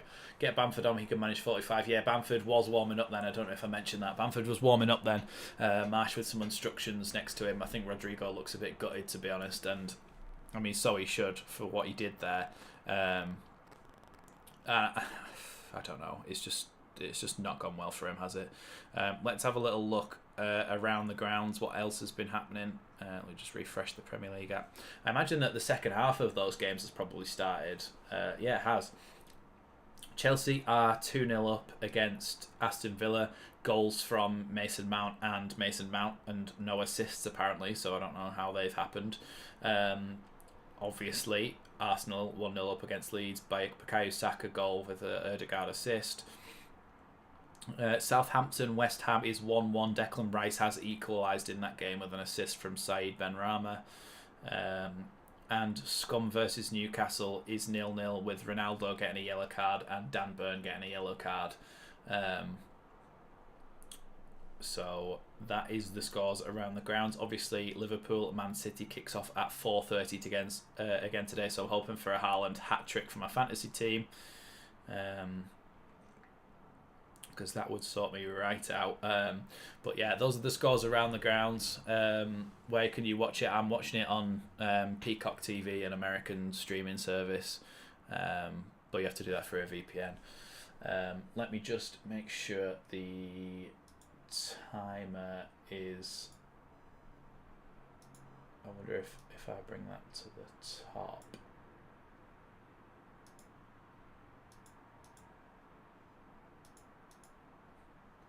Oh, there we go. No, your eyes deceive you there. The second half hasn't kicked off yet. I was just making sure that it was available. I am just going to go to the toilet quickly. And then whilst I'm at the toilet, any questions you have, put them down in the comments below and we'll discuss it all as like a half-time team talk when I get back. So I'll be back in a second.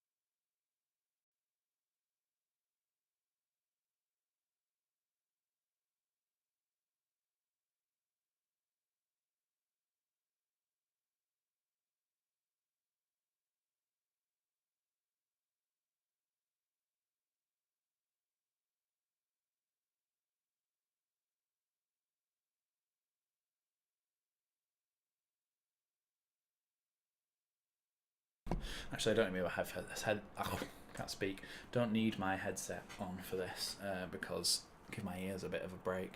My big lugs.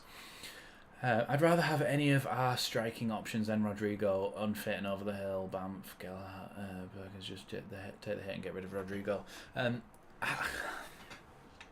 It's annoying because he's our record signing. The board can't afford to just do that because it's such a big investment that and unless they just sell him and manage to recoup a little bit of that money, even if they sold him for like 15 million maybe 10 million 15 million to get some money back for him, I'd be happy with that, and then we buy another striker to come in there, but I think we need Bamford to come in for the second half, and I think that's what's going to happen. How many forward options do Leeds have on the bench? Let's have a look at the bench today. I think, Wilfred Gnonto, who we signed in the summer, isn't available, but you've got Somerville, Greenwood, Bamford, Gelhardt, and Click as all attacking options, basically. And then defensive options, you've got Junior Firpo, left back, Luke Ayling, right back, Diego Llorente, centre back, and then you've got Chris Clarkson, who's a goalkeeper. So it's actually about half and half, but Diego Llorente was absolutely awful against Brentford and cost us like 3 goals, so it's not great there. Ayling is good, but Rasmus has actually played really well, and he's not really one of the players that we need to replace. Struijk hasn't actually done anything wrong. He nearly scored another goal by poking that corner towards goal about halfway through that half. So I don't really see the need to bring Firpo on for him, because Firpo is more of an attacking option than a defensive option, because he's really not great at defending. And so, yeah, I think I get what he's saying. He says that there is quite a lot of attacking options on the bench, but none of them are particularly amazing. I was gonna say other than Bamford. Bamford's not amazing, but Bamford's a very decent Premier League striker. We needed to sign another first team Premier League striker in the summer for situations like this, because we've got Rodrigo on. Bamford's injury prone and hasn't been in the best form because he's not started in like a year basically. So what do you do after that? And that's our conundrum really. What do you do after that happens? So we kind of needed to have bought a player. If we go in January and actually buy a striker, I'll be so happy, but I just can't see it happening. If they go in and buy Gakpo, because let's have a look at PSV, because PSV, if they're not in the European competition, it allows them to be a little bit more. Let's have a look. Are they in Europa League, or are they in the? I can imagine they're in the Europa League this season. Standings. Yeah, so they're in the Europa League and they're going to get out of their group there. So they're in the Europa League and they're actually in the same group as Arsenal, PSV. So because they'll get out of their group, unless Bodo Glimt manage to get past them, because they get out of their group, in January, they'll want to keep hold of Cody Gakpo for their run to the Europa. They try and get to the Europa League final. If they can win it, they can get into the Champions League. It'll be a big end of season for them, so it's unlikely that they'll want to let somebody like Cody Gakpo go in January. And I think after January, it's really unlikely that we will ever get him then, because I think at that point he's gone and he's going to go to somebody like Arsenal or a top European side. Put Cody Gakpo, so I can't see us getting him. And then after that, I don't really know what we plan to do. We're obviously not going to go back for Bamba Dieng, because I think he was a bit of a fallback option anyway. So it's difficult to know what we're going to do in terms of a striker. If they can identify someone who's good enough and that they can get for a decent price in January, I'd be happy with it. Bamford is the only one who can actually hold up the ball. I think that's a great shout. He not only does he hold up the ball well, he brings in players around him.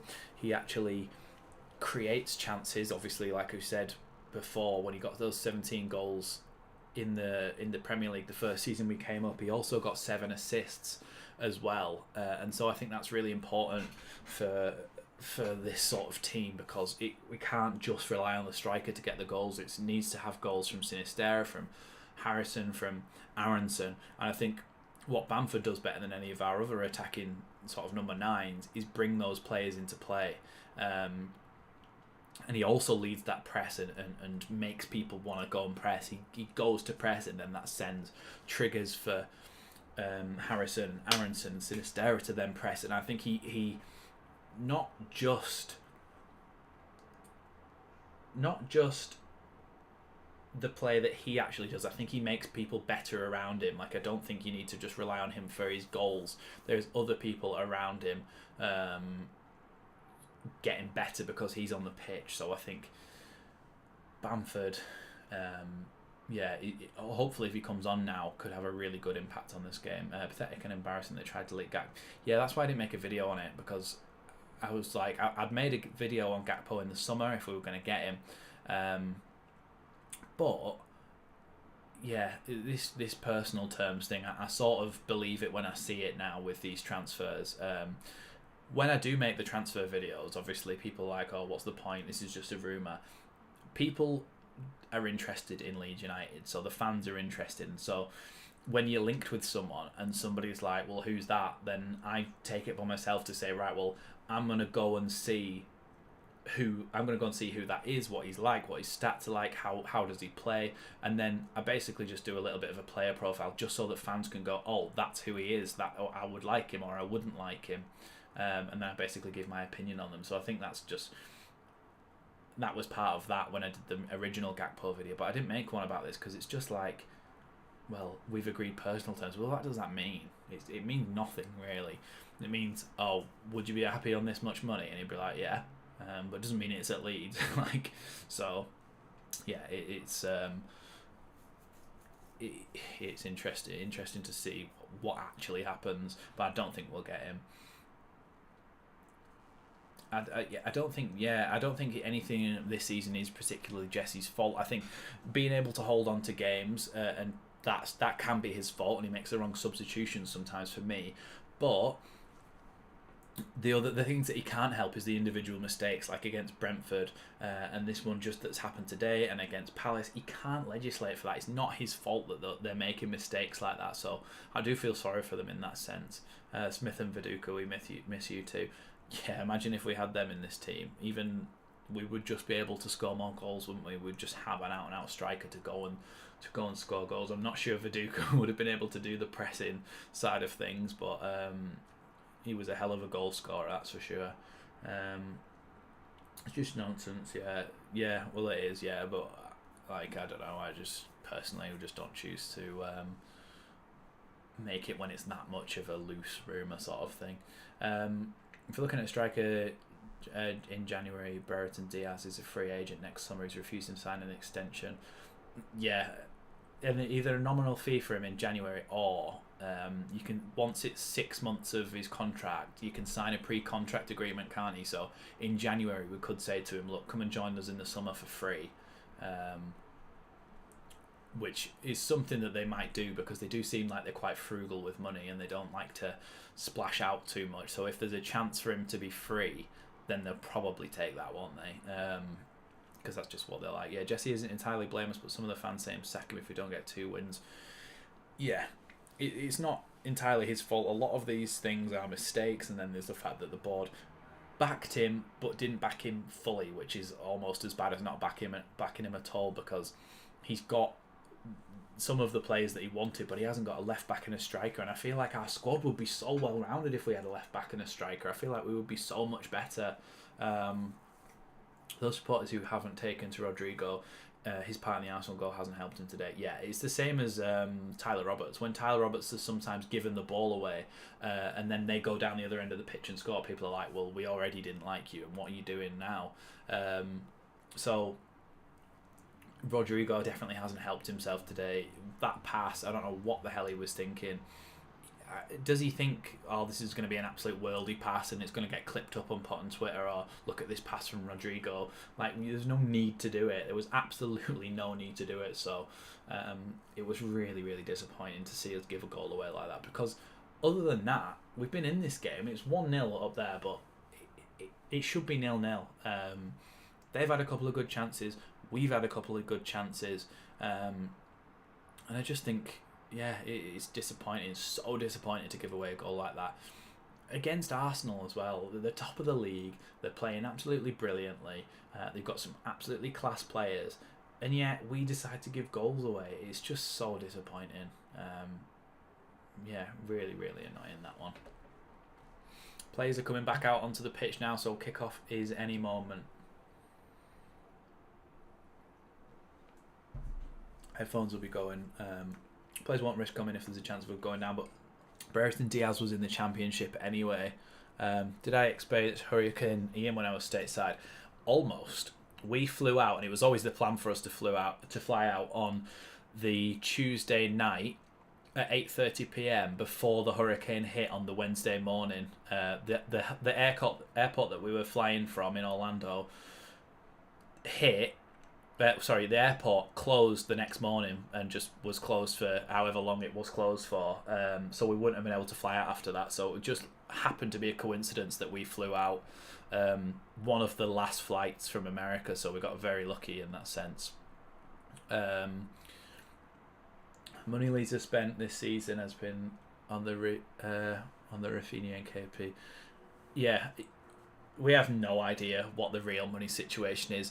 I think an estimate. Bamford's coming out for the second half. Bamford is on the pitch. He's been subbed on.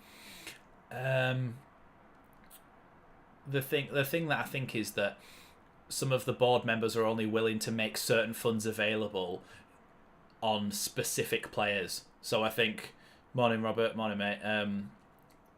So yeah, what Robert's saying there is, we can't assume what our finances are. I think we can't assume that, but I do think that if Gakpo was available, the board go, right, we know how much you rate this player, that's the money for him. And that's why there was money available for somebody like Gakpo. They wouldn't have just said, oh, money available just for the crack. They had to be on a specific player, I think. But we have started in the second half. 1-0 here. Really bad mistake from Rodrigo in that first half.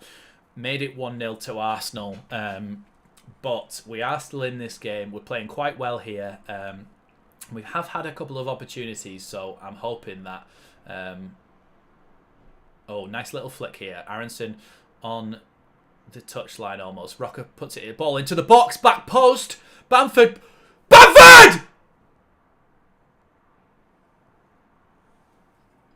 I think the referee's called it handball. Referee said no goal. Bamford, I think he pushed his defender out of the way, then brought it back down and scored. But so is this okay to start with? Onside. Aronson then passes the ball to Rocker. Rocker then plays a brilliant ball into the box. No. Bamford leans on Gabriel slightly, but to me, that's not a foul. Oh, I think this is going to... VAR are checking this goal for 1-1 here. Goal does not stand. It is 1-0 to Arsenal still. But look at what happens when Bamford comes on. And it didn't count, but we scored instantly. Like, do you know what I mean? It makes a big difference, Bamford being on the pitch. And although it hasn't gone in, psychologically, Arsenal have conceded there. CDK is struggling at AC Milan, so I'm glad he's turned down Leeds. Gakpo is more of a wide player, not a striker. I think Gakpo's one of those players who I think that they've identified as a player that can play anywhere across that front line. He can play left wing, right wing, striker, but I think they would probably try and utilise him as a striker mainly, which I think he can do and is very capable of doing very well. How good was the touch from Strauch? Yeah, Strauch, a little little nice back heel that went into Aronson. Aronson then cut back to Rocker. Rocker, really good ball into the box, and it was a judge that Bamford had pushed Gabriel in the back to score that goal. But psychologically, Leeds have had the ball in the back of Arsenal's net, and so they now think, oh, well, they can score against us here. They're capable of it. Sinisterra is adjudged to have fouled Martin Ødegaard there. They won't let Leeds win today because it's fixed to keep the league interested, otherwise it's all Man City by Xmas. I mean, it's nice to think that, but unless Rodrigo's allegedly had some sort of massive funds deposited in his bank account to do that, then it's just a mistake.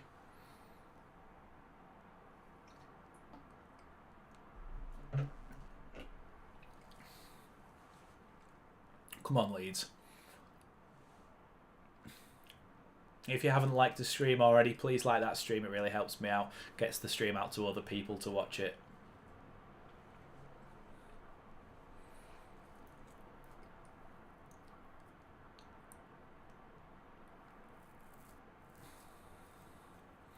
Come on, Leeds. Bamford here with the ball out on the right wing. Take it on Gabriel. It's gone out for a Leeds corner. Bamford did really well there to win a corner.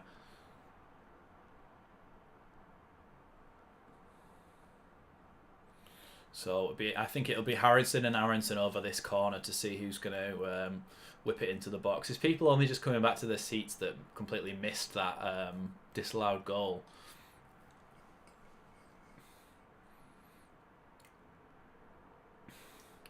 Ball into the box here, then it's going to come from Jack Harrison. Jack Harrison whips the ball in straight on top. It was straight down Aaron Ramsdale's throat, but Aaron Ramsdale was able to punch it away, and it's gone out for a throw-in on the other side. Lewis, we're playing quite well. We've had the ball in the back of the net from a disallowed goal. We've had a couple of corners that have come close, and we've had a few chances, but the issue has been that Rodrigo did a stupid pass that led to an Arsenal goal. It was from a silly mistake that led to an Arsenal goal, so Arsenal are winning this game. How is the food at Elland Road? It's not great, Robert. It's basically in the concourse you'll either get a pie, which is just in tin foil and then in a bit of plastic that they've just got in a pie warmer, and it's expensive for what it is. It's just a shitty little pie. Sometimes they're a bit smushed and squashed. They're not fantastic. Like they taste okay, but like when you see some of the food at other Premier League grounds, all you can get is pies. There's no other food that I've ever seen, I don't think, other than like crisps and Kit Kats and stuff like that. But yeah, it's not great. So just offside against Sinisterra there, who wasn't able to get hold of possession anyway. But Arsenal have got a free kick just outside their box. Ramsdale's about to take it. Weird trajectory, Aaron Ramsdale. He got relegated twice in a row. And then suddenly Arsenal went, you know, we'll have a piece of that. And he's been fantastic for them ever since. He was obviously a good shot stopper at these teams, and he was okay with his feet, but you never really considered him to be like a top six goalkeeper. But when Arsenal must have seen something in him, and fair play to them, because he's been really, really good since he came in, and completely displaced Leno, who's obviously now actually left the club. I don't know if he's on loan or whether he left. I think he's left permanently to Fulham. I would still look to bring in Brereton Diaz on a pre-agreement. Yeah, the more the merrier. Like, not to an extent, the more the merrier. If somebody like Brereton Diaz, I feel like he could actually genuinely have an impact. He's physical, he's big. I think he could do it in the Premier League to get a couple of goals a season. Ødegaard just had cut inside and had a shot there, and it hit Koch in the midriff. They're calling for a handball, but I think his arms were in like that by his side. His hand was like that, and it's hit his hand against his chest, but it was going to hit his chest anyway. It's not like his arms were away from his body to, like, if it's here, you're stopping it going past you, aren't you? But his body would have stopped it going anyway. Going past him anyway. So Martinelli about to take this corner then, just outside the cheese wedge. Not a great cross, goes to the near post. Martinelli puts the ball back into the box again. Not on a great cross again. It's gone out, but Saka's managed to get it. And Robin Koch has managed to clear Saka's ball into the box. Ball's gone out just on the halfway line, but with Ben White. Ben White takes the throw in and goes back in to Saliba. Arsenal with a bit of possession here.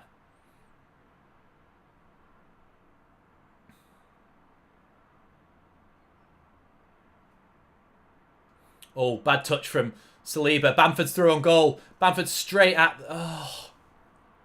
Bamford straight at Ramsdale. Ball comes back to Sinisterra. Then he's tackled and the ball is eventually gathered by Aaron Ramsdale. We nearly scored then. Bamford was one-on-one with Ramsdale and it has hit it straight into his bollocks because Aaron Ramsdale is now on the floor, curled up in a ball, holding his nads. So he's just taken one straight to the nuts.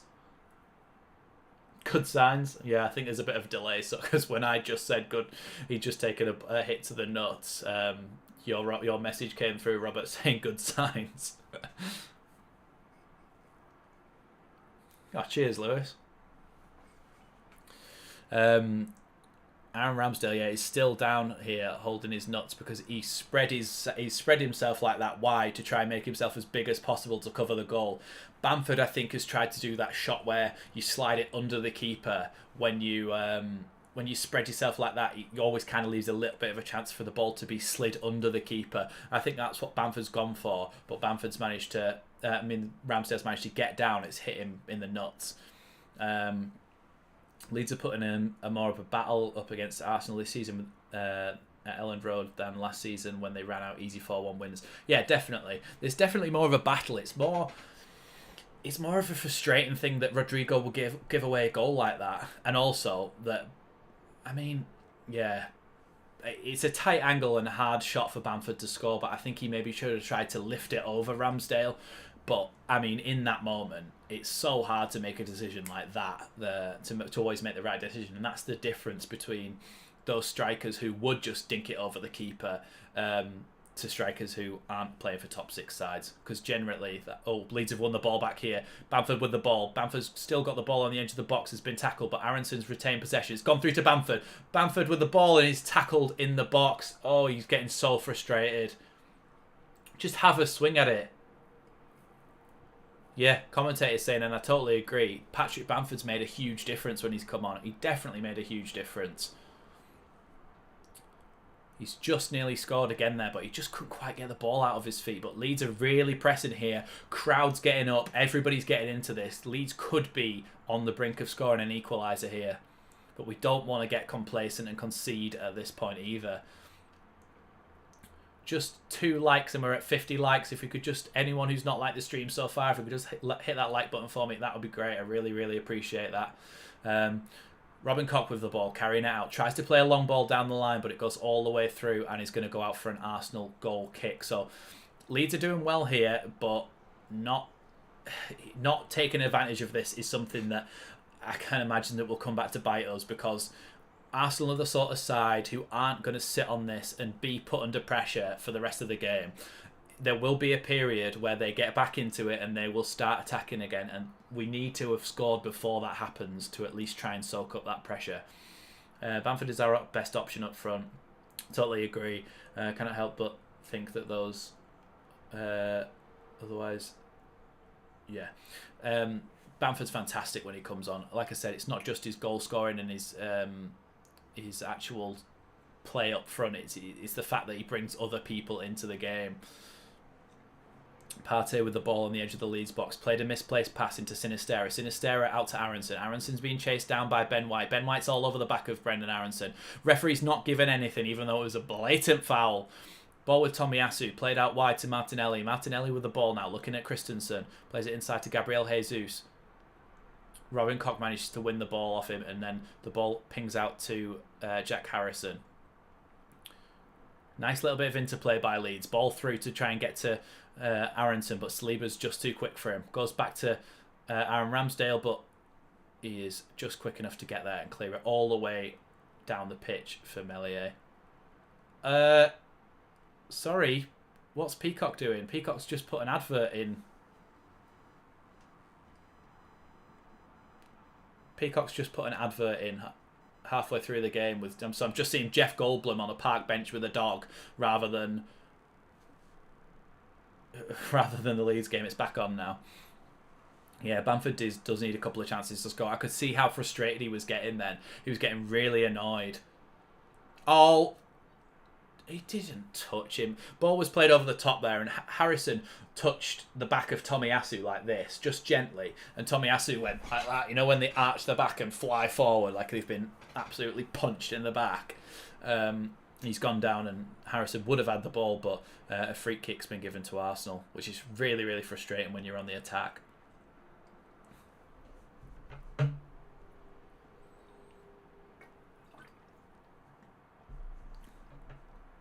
Yeah, commentators just saying the only clear-cut chances that Arsenal have had on goal, Leeds have caused them themselves by making mistakes. And this is what we were saying before. It's just so frustrating for this to happen.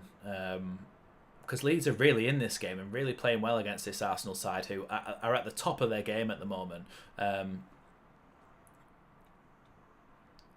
Adams has just tried to play a long ball out to Jack Harrison. Jack Harrison's taken a fantastic touch, as he usually does. Played the ball into Aronson. Aronson plays it out wide. Sinisterra in the box here, up against Ben White. He's got a couple of men in the box to try and aim for. Ball deflected, and it's gone out wide again. On the right-hand side, Tyler Adams has managed to get the ball, pass it to Rasmus Christensen, and Leeds have got the ball with Robin Koch in defence. Robin's played a ball forward, and Harrison's tried to jump and win it, but Gabriel's got in his way, and it's gone out for a Arsenal goal kick. Yeah, Jesse might not have changed much in terms of Jesse might have not changed much in terms of personnel, but I think bringing Bamford on, he will have told the rest of the players. I think the rest of the players around the striker play differently when we have Bamford on.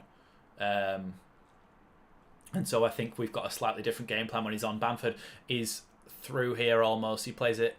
He's got the ball still. He's just on the edge of the box. Plays it out wide to Rasmus Christensen. Christensen tries to put a low ball into the box, but comes straight back to him from the deflection. Harrison now tries to dink a little ball into the box. It goes through to Rocker almost.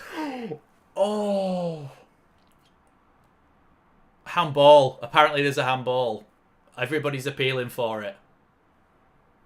I think the ball might have rolled down Saliba's arm when he went for the header there. All of the Leeds fans are going mental at the referee. I really hope VAR's working.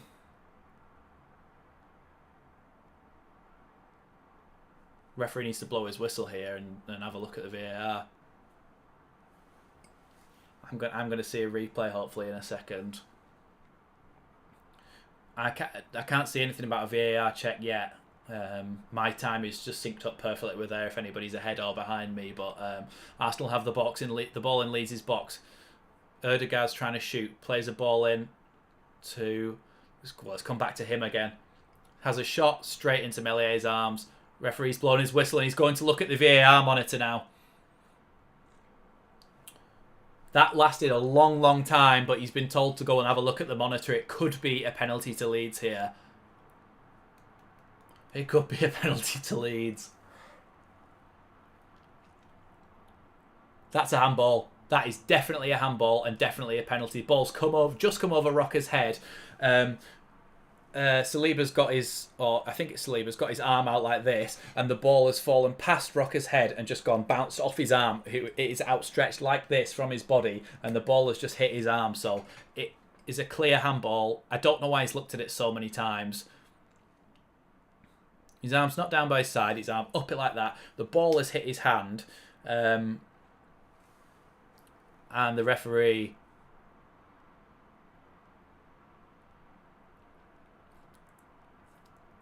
Penalty. Penalty to Leeds. Forgive me, I am just going to minimise the stream so I can't see anybody's chat just for a minute until this happens, because I don't want to know whether they've scored or not before they score, if you get what I mean. If anybody else is watching it and they spoil the goal, it just means that I don't actually react how I would have done, because I can't fake a reaction.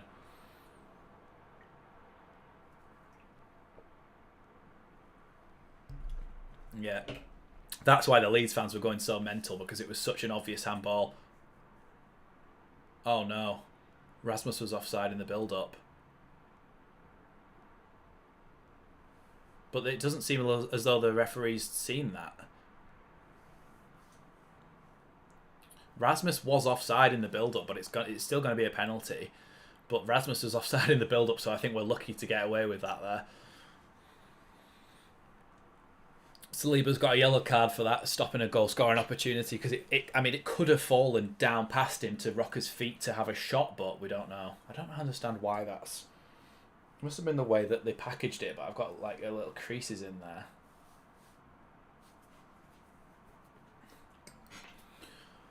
Ooh, this is a scary one. I honestly think with the confidence that Bamford has at the moment, he might miss this, because that's just... don't know. Do you know what I mean? It's just the way it is sometimes. But we pray. Come on, Bamford. If he does score this as well, it just means that his confidence will come back a little bit. He'll have a goal. He'll be on the scoreline. But Rasmus is behind him, looking nervous. Come on, Leeds. Patrick Bamford.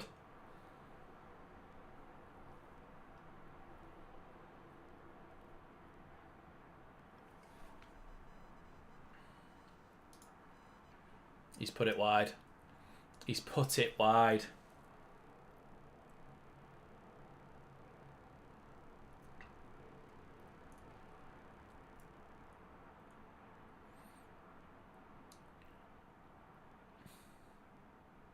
He's missed it. Ramsdale doesn't even get a touch. He just misses the entire goal for frick, Bamford. He's missed the entire goal. That'll make his confidence even worse. But we deserve a goal in this game. What can Marsh do? We've won a penalty and he's missed a penalty, and we've had chances. We've just missed them. We've given away a goal. Like, what can Marsh do about that? He's set up his team and played really, really well.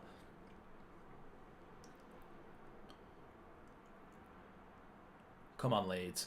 Adams into Harrison. Harrison has played it through to Bamford, but managed to be cut out really, really well by Gabriel there. Let's have a look at the chat since I went away. There is little manager can do for an unprofessional bit of madness from Rodrigo. And yeah, like I said, missing the penalty as well. Good job on the stream here. Really well done. Thanks, David. Really appreciate that. The keeper had it covered. Yeah, the keeper did have it covered, but... I don't know. You shouldn't be missing the goal. Shouldn't be missing the entire target, should we? If the keeper saves it, then it's kind of fair enough, but he's missed the entire goal. Brendan Aronson is through down the left-hand side. Just cutting inside the box now. Played it short to... Sinistera! Leeds are so unlucky. Sinistera has nearly scored there with a really good run and pass down the line for Aronson. Aronson cut it across the box. Sinistera's shot was then blocked. Leeds are getting so close to scoring here. Yeah, Strouk plays a really nice ball down the line. We're playing brilliantly. We're attacking. We're being dynamic. We're creating chances. Yeah, Sinistera has his shot and Gabriel blocks it. But yeah. Handball. Might be another handball. No, I'm not going to give it. His hands were down by his side, but I think when Gabriel blocked that Sinistera shot, it was with his hand. But yeah, we're creating so many opportunities. Xhaka's down now. Getting a bit of cramp help, which I think is just time wasting. But how many chances do we need to score? It is so disappointing. Just having a little drinks break now. But yeah, it's so disappointing and so frustrating. I'm just going to go for a toilet break whilst they're going for a loo break. Whilst they're going for a loo break. Do you know what? I'm going to stay. They're going back on the pitch now anyway.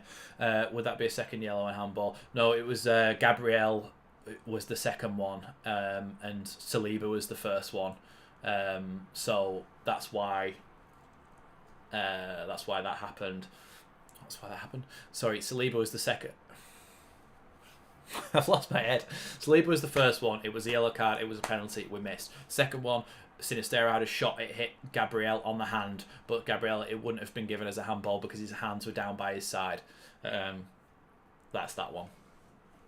Xhaka is back on from his injury. The drinks break has been had. Leeds have got free kick halfway inside their half. Tyler Adams is going to take it here. Yeah. Commentators saying as well that Leeds, Arsenal haven't really got going in the second half, and Leeds have been on top massively for me. But Bamford's missed a penalty and missed 2 really good chances. Sinisterra's just hit one straight at Gabriel when he should have been scoring. Strauch's done well to win the ball back there after he made an initial mistake. Adams played a lovely ball down the wing for Sinisterra. Sinisterra against Saliba here, facing him up. He's going to try and get past him into the box. Sinisterra's cut it right to the edge of the box. Adams with the ball. Adams passes it out wide again. Brendan Aronson in the corner of the box. Plays it out wide to Pascal Strauch. Aronson again. Leeds with a bit of sustained possession here. Trying to whip it into the box is Mark Rocker, but it's headed away.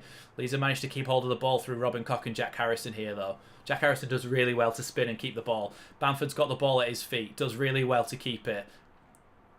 Oh, apparently it's a foul the other direction, but there's no way it was.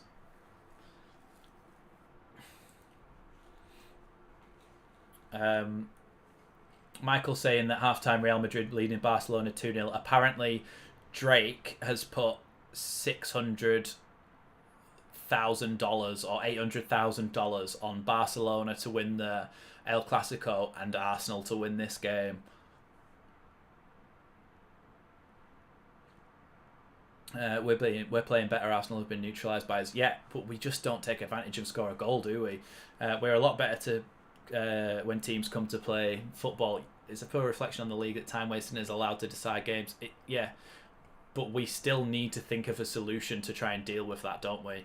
Because we're still not good enough at breaking down teams who do try to sit in and defend against us. But God, we've been profligate today. There's been so many chances that we should have taken, and it's really disappointing because we've played really well actually. And other than that silly mistake, which Rodrigo got taken off at half time for, we've been on top in this second half. Arsenal probably had the better of the first half. Second half, we've been massively on top. And we're playing really well, but the difference between us and them is that they've got the quality to finish their chances when they get them. Bamford's through on goal here. Oh, and Aaron Ramsdale saved it again. Saliba was pulling Bamford back there, and I was thinking that could be a second yellow card and a free kick in a really dangerous position. But because Bamford didn't go down, it's not even going to be looked at, I don't think. But there was a really good ball through. I don't know who played the ball through, but he slid Bamford in, and then Aaron Ramsdale was so quick off his line. I think what Ramsdale's realised is that when Bamford gets through, when he's bad when a keeper is coming off his line and charging right at him, he sort of panics and doesn't manage to wave after wave of Leeds United pressure here. The ball is taken though by Partey from Jack Harrison, who loses it there. But Leeds are trying to press them back. Arsenal have got the ball in their own box here, playing it out now. They're trying to play past the pressure here. Ødegaard with the ball. They've managed to play out of Leeds' pressing trap, so Leeds need to now make those recovery runs and then repress again. Just like Marsh says in all of his coaching stuff on the internet, they recover and they repress. But Leeds have won the ball back here. Well, Brendan Aronson with the ball from a little ball from Liam Cooper. Tyler Adams now has it. Nice little flick from Tyler Adams. Brendan Aronson goes past a couple of players and finds feet of Mark Rocker. Mark Rocker then plays a lovely ball all the way out to the touchline for Rasmus Christensen to chase. Martinelli is able to get there, but Rasmus Christensen's right on his tail. Lewis, I totally agree, we are bad at scoring. It's so upsetting that we can create this many chances and not score them. If we'd have signed a striker in January, then we would have scored in this game. So Arsenal are making a substitution now to try and change the flow of the game. Martin Ødegaard, I think it is coming off, their captain, and it's going to be the young Portuguese man whose name escapes me at the moment to come on for him.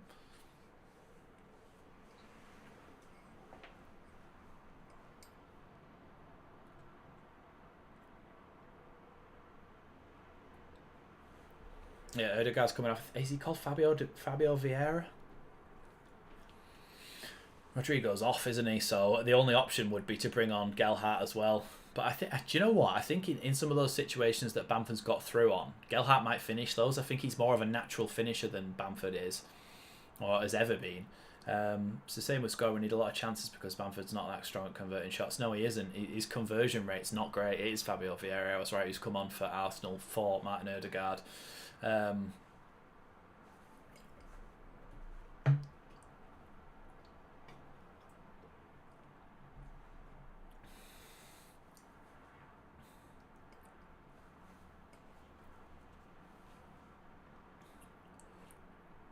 Oh, Ben White's taken the ball off Leeds here and he's managed to get it into Partey, who's now got the ball to Xhaka with a bit of chance to pass it here to Gabriel Martinelli, who's up against Rasmus Christensen. Rasmus Christensen makes a great little foot, which forces him to go out wide, and then Adams helping him out there does really, really well to win that ball back. Ball nearly went to Sinisterra, but Sinisterra wasn't able to control it, and the ball back with Arsenal now. Sinisterra makes a really good interception now and has the ball. Passes it to Marc Roca. Marc Roca, who turns and makes Xhaka fall over. Leeds keeping a bit of possession here. Liam Cooper plays a nice ball into Brendan Aronson's feet. Brendan Aronson holds off Partey. Tries to take it past Ben White, but manages to go to Strauch, and Strauch passes it down to Brendan Aronson on the left wing. Brendan Aronson with two players facing up against him. Really good tackle from Ben White, but Pascal is able to pick the ball up against him. It's a little bit of tit for tat here, but Arsenal are able to clear it long, and it's gone to Marc Roca, who is then tackled, and the ball has come out to Saka. About halfway inside his own half, passes it into Partey. Arsenal with a bit of possession in their own half here. The ball with Tomiyasu.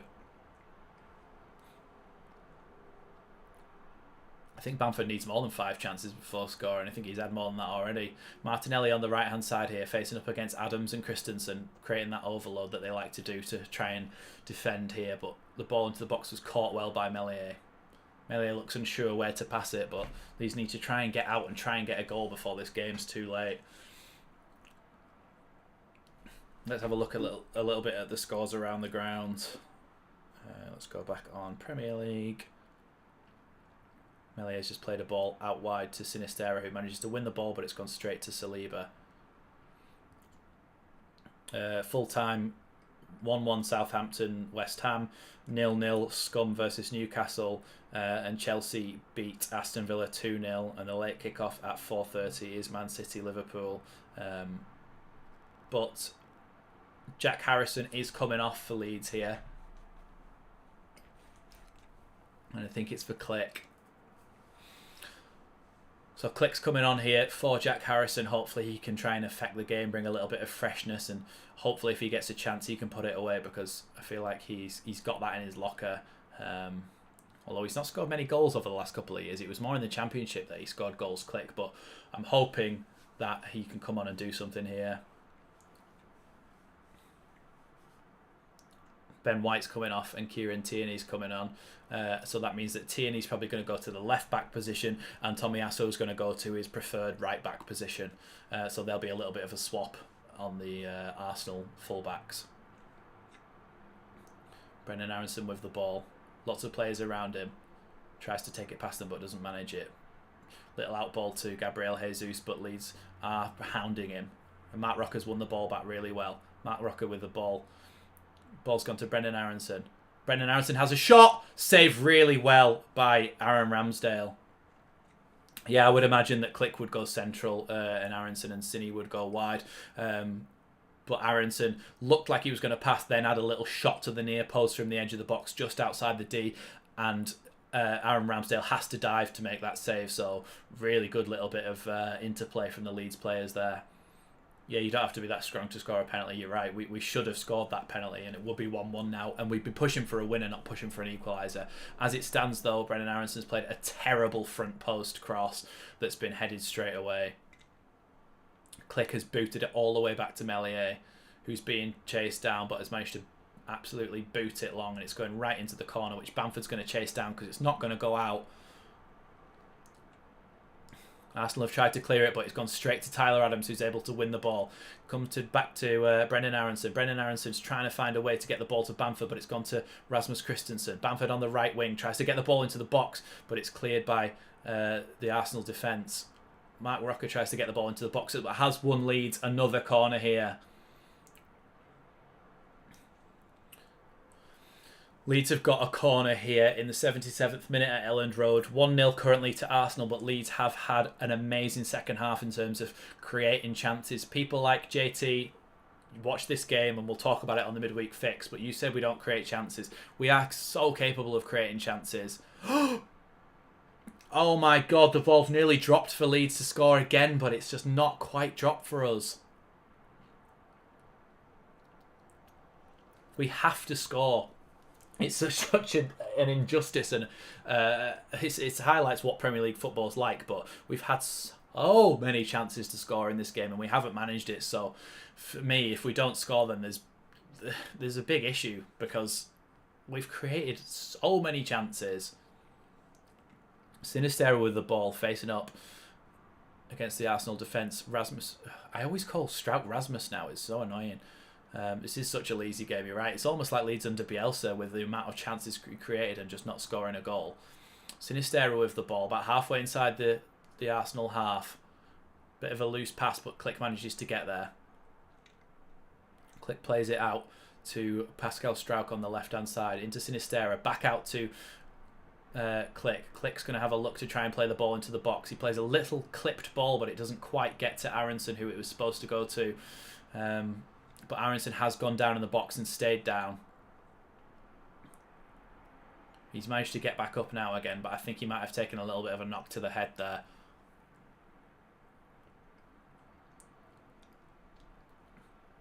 The fact that the commentators just said this is going to be a real test of Mikel Arteta's team and the resilience, which the fact that it's Leeds doing this to them and how well they've been playing is really, really impressive. But the fact that we haven't scored is just like our whole problem, because we can create chances, we are capable of creating chances, we just need to put them away. Click here with the ball, passes it out to Rasmus into Rocker with a bit of a loose pass, but manages to keep hold of the ball. Click tries to flick a little pass to Rasmus Christensen, but Leeds have got a throw in just by the corner flag in the Arsenal half. Nice little ball in from Christensen, but Rocker doesn't quite manage to retain possession. Kieran Tierney has sent the ball long, but it's gone back to Leeds again. Arsenal cannot get out of their own half.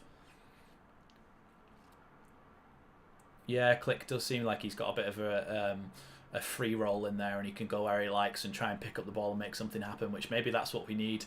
Or at least that's what Jesse thinks anyway. So we've got to back him and hope that it's the right decision to make in taking Jack Harrison off. Come on, Leeds. Leeds have got the ball here, and they're just playing the ball around halfway inside Arsenal's half, trying to look for any sort of opportunity they can. But Arsenal are packed in tight here because they know that they've got to try and sustain this pressure and try and not concede. I think they're trying to use him to a similar role to Pablo. Yeah, maybe. I think that's what Sinistera was trying to do in the first half. Nobody should miss the target from a penalty. I don't think that means get rid of him, but I think his confidence is at such a low level that he's tried to put it so perfectly in the corner that he's just missed it completely. So it's really, really frustrating that. A couple more substitutes for Arsenal here. Eddie Nketiah is coming on. Eddie Nketiah is coming on, and so is that other bloke. I get confused between them. Callum Chambers, or not Callum Chambers. He's at Villa, isn't he? Whatever that other bloke's called, I'll tell you in a minute. But Nketiah is coming on, which you know for a fact means that he's going to score in the 90th minute and just make it 2-0 and kill our hopes and dreams. It's Rob Holding that's come on. Forgive me for forgetting his name. Rob Holding's come on, and Nketiah has come on as well. So, yeah, but Bamford should not be missing a penalty. Don't get me wrong. I'm annoyed at that because he should not. Yeah, that other bloke. I can't remember his name. It's yeah, Rob Holding that's come on, and he's come on for Saka as well, so he's actually going to be trying to shore up that defence even more than it already has been. But goal kick from Arsenal. Leeds have won the ball back again here, but the ball has been lost again and gone back to Arsenal. I would have maybe brought on another striker instead of bringing on Click. If you even take Harrison off, I'd be happy with that. If you brought on Gelhardt, played him up top with Bamford, and then you give them a little bit of an option to play off each other. But we've done what we've done now. Well, we've still got more substitutions to make if we need to, but.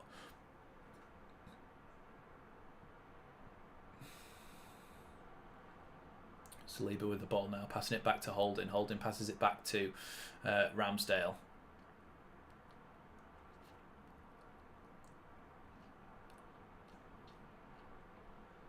Leeds have got a throw in here. Halfway inside the Arsenal half. 8 minutes to go here.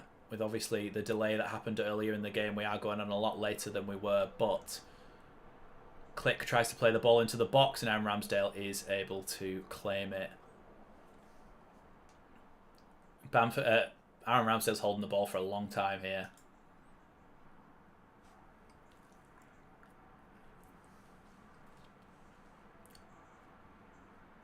If you haven't hit that like button already, there's almost 60 people in here that haven't hit the like button already. If you could like that for me, I'd really, really appreciate that. It gets the stream out there to other people and gets my channel out there so I can continue to do these. Which our next game against... one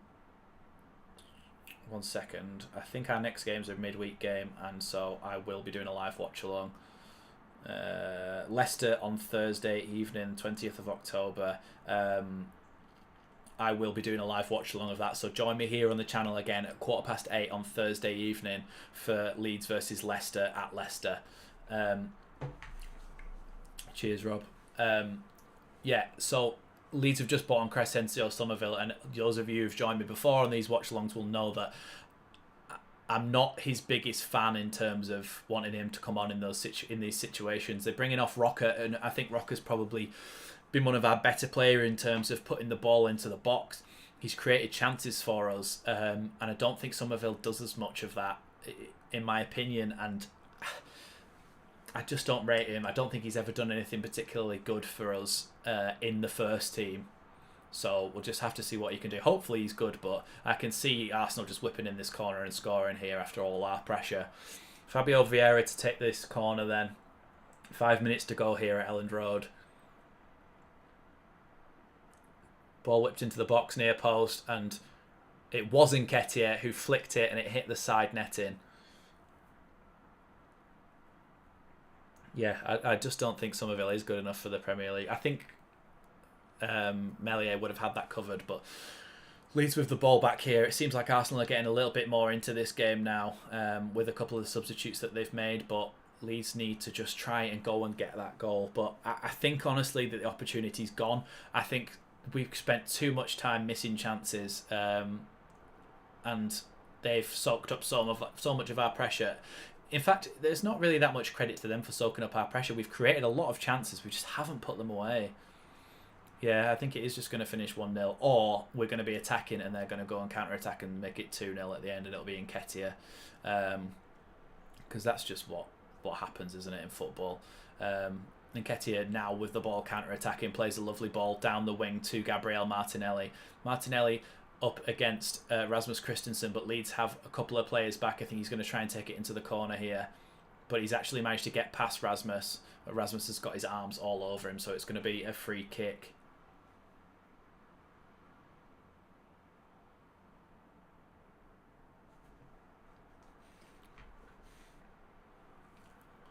So frustrating, this, isn't it? So frustrating. Rasmus gives away a free kick there, but I mean, in that situation, he was probably going to be beaten. He decided he was going to pull him down. If you see that woman on the screen, if anybody's watching it now, who's wearing the little goggles, I've sat with her before in the cheese watch. She sits right at the front, and then she has little binoculars on her glasses to be able to see the players as close as possible. Yeah, that could have been a card, couldn't it, Rob? You would have thought sometimes that would be given as a card, but Arsenal are deciding that they're going to take it. Gabriel Martinelli tried to keep it down in that corner, and he's just managed to flick it past the Leeds player, but into touch. So Leeds really should be getting something from this game. 1-1. Now I take 1-1 because there's like no time left, but at some points in this game you could have thought, without that stupid Rodrigo mistake and without us being so profligate in front of goal,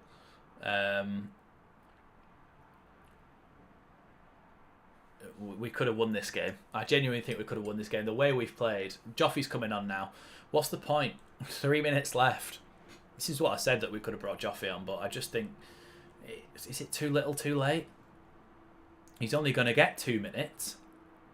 I mean, if he scores, then amazing, but I just can't see it. Little flick from Click, but it hasn't gone to anyone.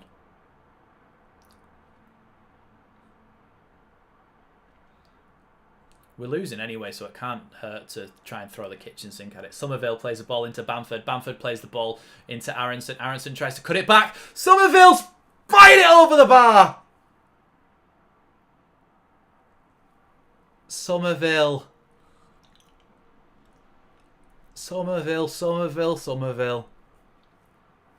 Oh! The ball's been knocked down the line. Somerville picks up the ball, plays a nice little ball into Bamford. Bamford does a little flick, goes out to Brendan Aronson. Brendan Aronson cuts it back across the box, and Somerville, who has a clear sight of goal, maybe doesn't have a clear sight of goal, but he has a chance to score and just absolutely spoons it over the bar. And you can tell he's gutted, but get your head over the ball. Joffy's on. Sinister is off. Arsenal fan here. We have been lucky. Leeds at least deserve a point. Well, thanks for saying that, because not most football fans don't like to say that about their own team. But I totally agree with you. I think we've had so many chances, and the fact that we haven't been able to score them is so frustrating for us. But I mean, this is how top teams win leagues, or at least compete for leagues, is the fact that they don't lose games like this, or they don't draw games like this. They always manage to find a way to win. So even if it is through us just completely missing all of our chances. Thank you to everybody who's joined me for this stream, by the way. Really appreciate everybody in the comments and stuff.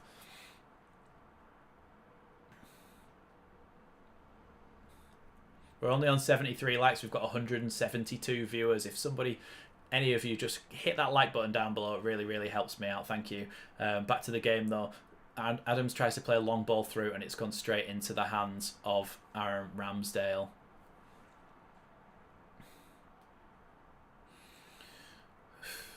Looks like the added time's going to come up here, but I think Marathon Lengadele Nemeri, if I've said that right, it says 6 extra minutes, which is what I'm seeing on my screen as well from Michael Oliver. 6 minutes added on here. That is time for Joffy to score a goal.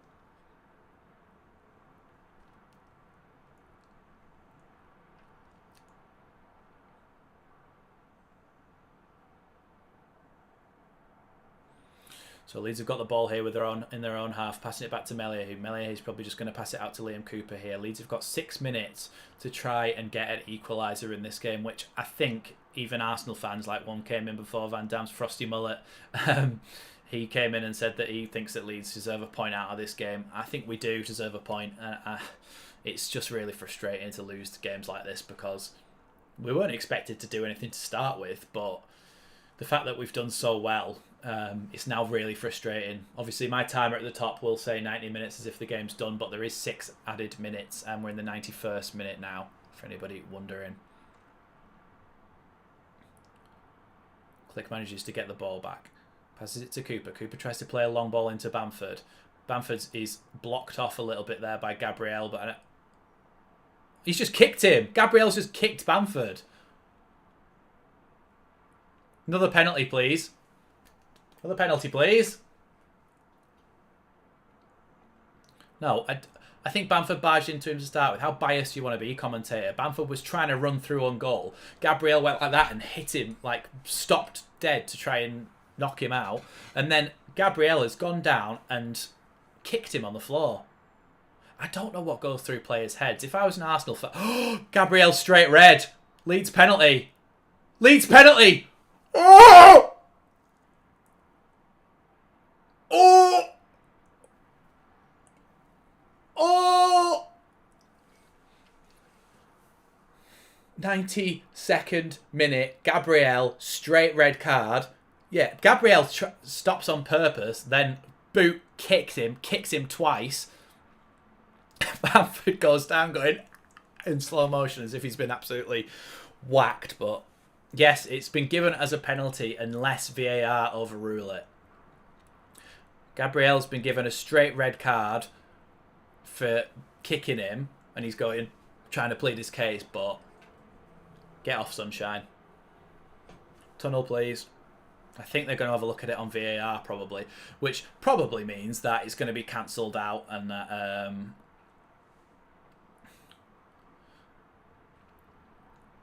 yeah,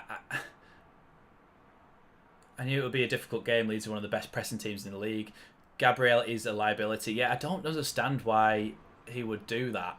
Why would you kick out? Especially in the box. Oh, apparently he's going to... I'll go and have a look at VAR. It'll be ruled out because Bamford started initiating the contact. But to be honest, even if Bamford initiated the contact, that might be a foul, okay? But it's still serious foul play to kick out at somebody. It doesn't matter if Bamford's initiated that contact first. Do you know what I mean?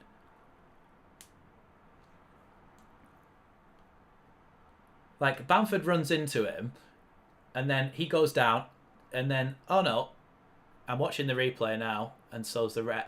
Hold on.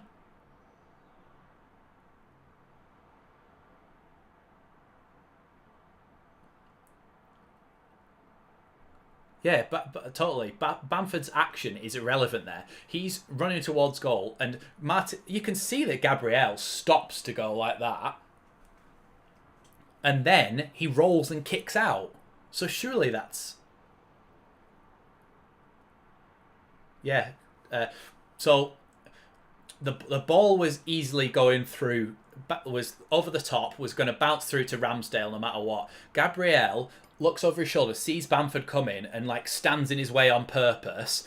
Then Bamford runs into the back of... It's a free kick to Arsenal. It's a free kick to Arsenal. So Bamford ran into the back of Gabriel, then Gabriel rolled over and kicked out at Bamford. That's a joke. But it doesn't matter if Bamford's fouled him first. He then rolled and kicked out.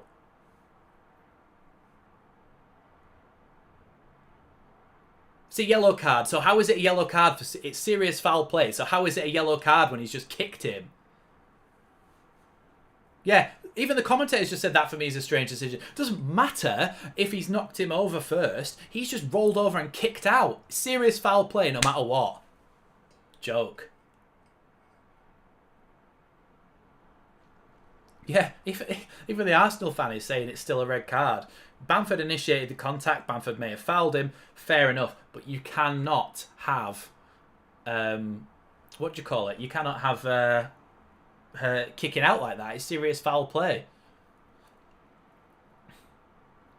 You try and get to 90 likes, and that would be really appreciated to cure my pain of this game. Joffy's tried to win the ball here, but is fouled by Martinelli. Now Martinelli's gone down holding his lower back as if he's just been assaulted. Oh, it's just Premier League, isn't it? I always talked about getting to the Premier League and how it would be the promised land, and this is what it's actually like. That refereeing is absolutely shocking. Like, so shocking, so bad. Bradley Fox saying English refs are awful. Absolutely. Deliberate. Yeah, it's, what do you call it? Serious foul play, it would be under. He's kicked out against him, angrily.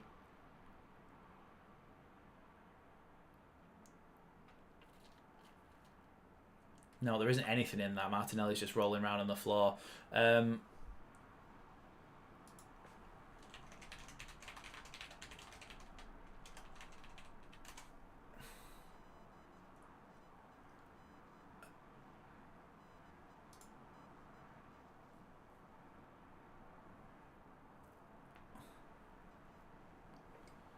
We've had the 6 added minutes, but like 3 of them were that VAR decision. So, do you know what? I actually can't remember what the referee's name is that's refereeing this game.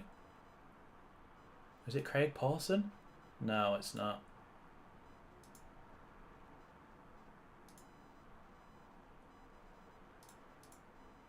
I can't remember the referee's name. Someone else will know it in the chat.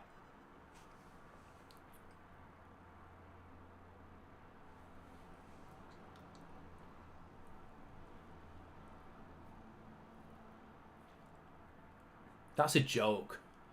Bamford, the fact Bamford missed a penalty early, we should have had another penalty there. Why are we playing it round on our halfway line? Ball into Rasmus. Rasmus has managed to just keep it in, played it into the box, but Arsenal have booted it clear. If the referee blows his whistle now, we should have it should at least go to 99 minutes. Arsenal fans are all whistling, wanting the game to be over. You need to get the ball forward. Why are we playing it round on our halfway line? Get the ball forward. Click's tried to put the ball into the box and it's just been cleared. I was expecting to lose this game. I really was expecting to lose this game, but the Premier League is brutal. We have to score in a game like this. The fact that we haven't scored is ridiculous. Ball through to Ramsdale. Ramsdale spilt it.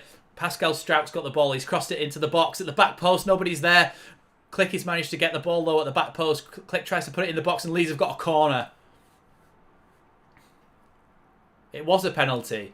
The referee said red card Gabriel, then blew his whistle, pointed to the penalty spot, said it was a penalty. Then the VAR intervened and then went over to the thingy. Ball was cleared away by Tomiyasu from the corner. Aronson completely spoons his shot and it's cleared by Arsenal through Martinelli. So, Adams managed to win the ball, but it goes back again to Arsenal. And Fabio Vieira's through on goal here. He's passed it into Gabriel Martinelli. Martinelli with the ball against Somerville, but the ball's gone all the way through for an easy pickup for Meslier, and the full-time whistle has gone. If you could just, 10 of you, just hit that like button to get it to 100 likes, and then we will end the stream. But that is so frustrating. Thanks, Robert, for joining us. Thank you, Lewis, for joining us. Thanks to everybody who's been in the chat and everybody who's subbed and liked the video. Thanks to everybody for joining me. You've made it a little bit more bearable, the fact that we've lost this game. Really, really, really disappointing. Leeds deserved so much more from that, but weren't able to score a penalty, weren't able to be given a penalty in the 92nd minute that should have been one, because no matter what happens, it's serious foul play and he's kicked out at Bamford there. So it's really, really disappointing. We had so many chances to score in the other game. Thank you, Mame. Let me know on the pronunciation of that. Yeah, I will be back for the Leicester game. Everybody who's here now, I will be back for the Leicester game on Thursday night at 8:15. So join me on the channel. The call-in notice thing will go out before that. But yeah, for Robert, it's do you prefer Rob or Robert Bailey? It's at 1:30 a.m. his time in Australia. So yeah, it's going to be a bit of a late one for you, mate, I'm afraid. But yes, I will be back on Thursday night for the Leeds versus Leicester game, and hopefully we can get more out of that. We should take confidence from this game, the fact that we played so well. So disappointed, but really, really upsetting game for me. I feel so like the fact that we gave away our first goal as well, ridiculous. Just take my headphones off so I can't hear the stupid American adverts. But yeah, so frustrating, so disappointing. Leeds have lost this game 1-0. Thanks everybody for joining me, and I'll see you next time on Leeds Late. There will be a midweek video before the Leicester game as well, so make sure you tune into the channel and have your notification bell on for that. The handball as well, yeah. Good performance. Just need a lethal striker. We just do. We yeah. So many positives to take. We created the chances. We just cannot finish them off, which is really worrying. But we go into that Leicester game hopefully with a lot more confidence now, and hopefully we can get something from that game, because like we said at the start, we really, really need to. So thanks everybody for watching. Thanks everybody for subscribing, for liking the video and everything like that. But we are going to end the stream now. Tune in midweek for the Leicester game, and there is also going to be a midweek video as well, maybe a tactical preview of that game, or what's going on at Leicester at the moment, something like that. So thanks for watching this one, and I'll see you next time on Leeds Lately.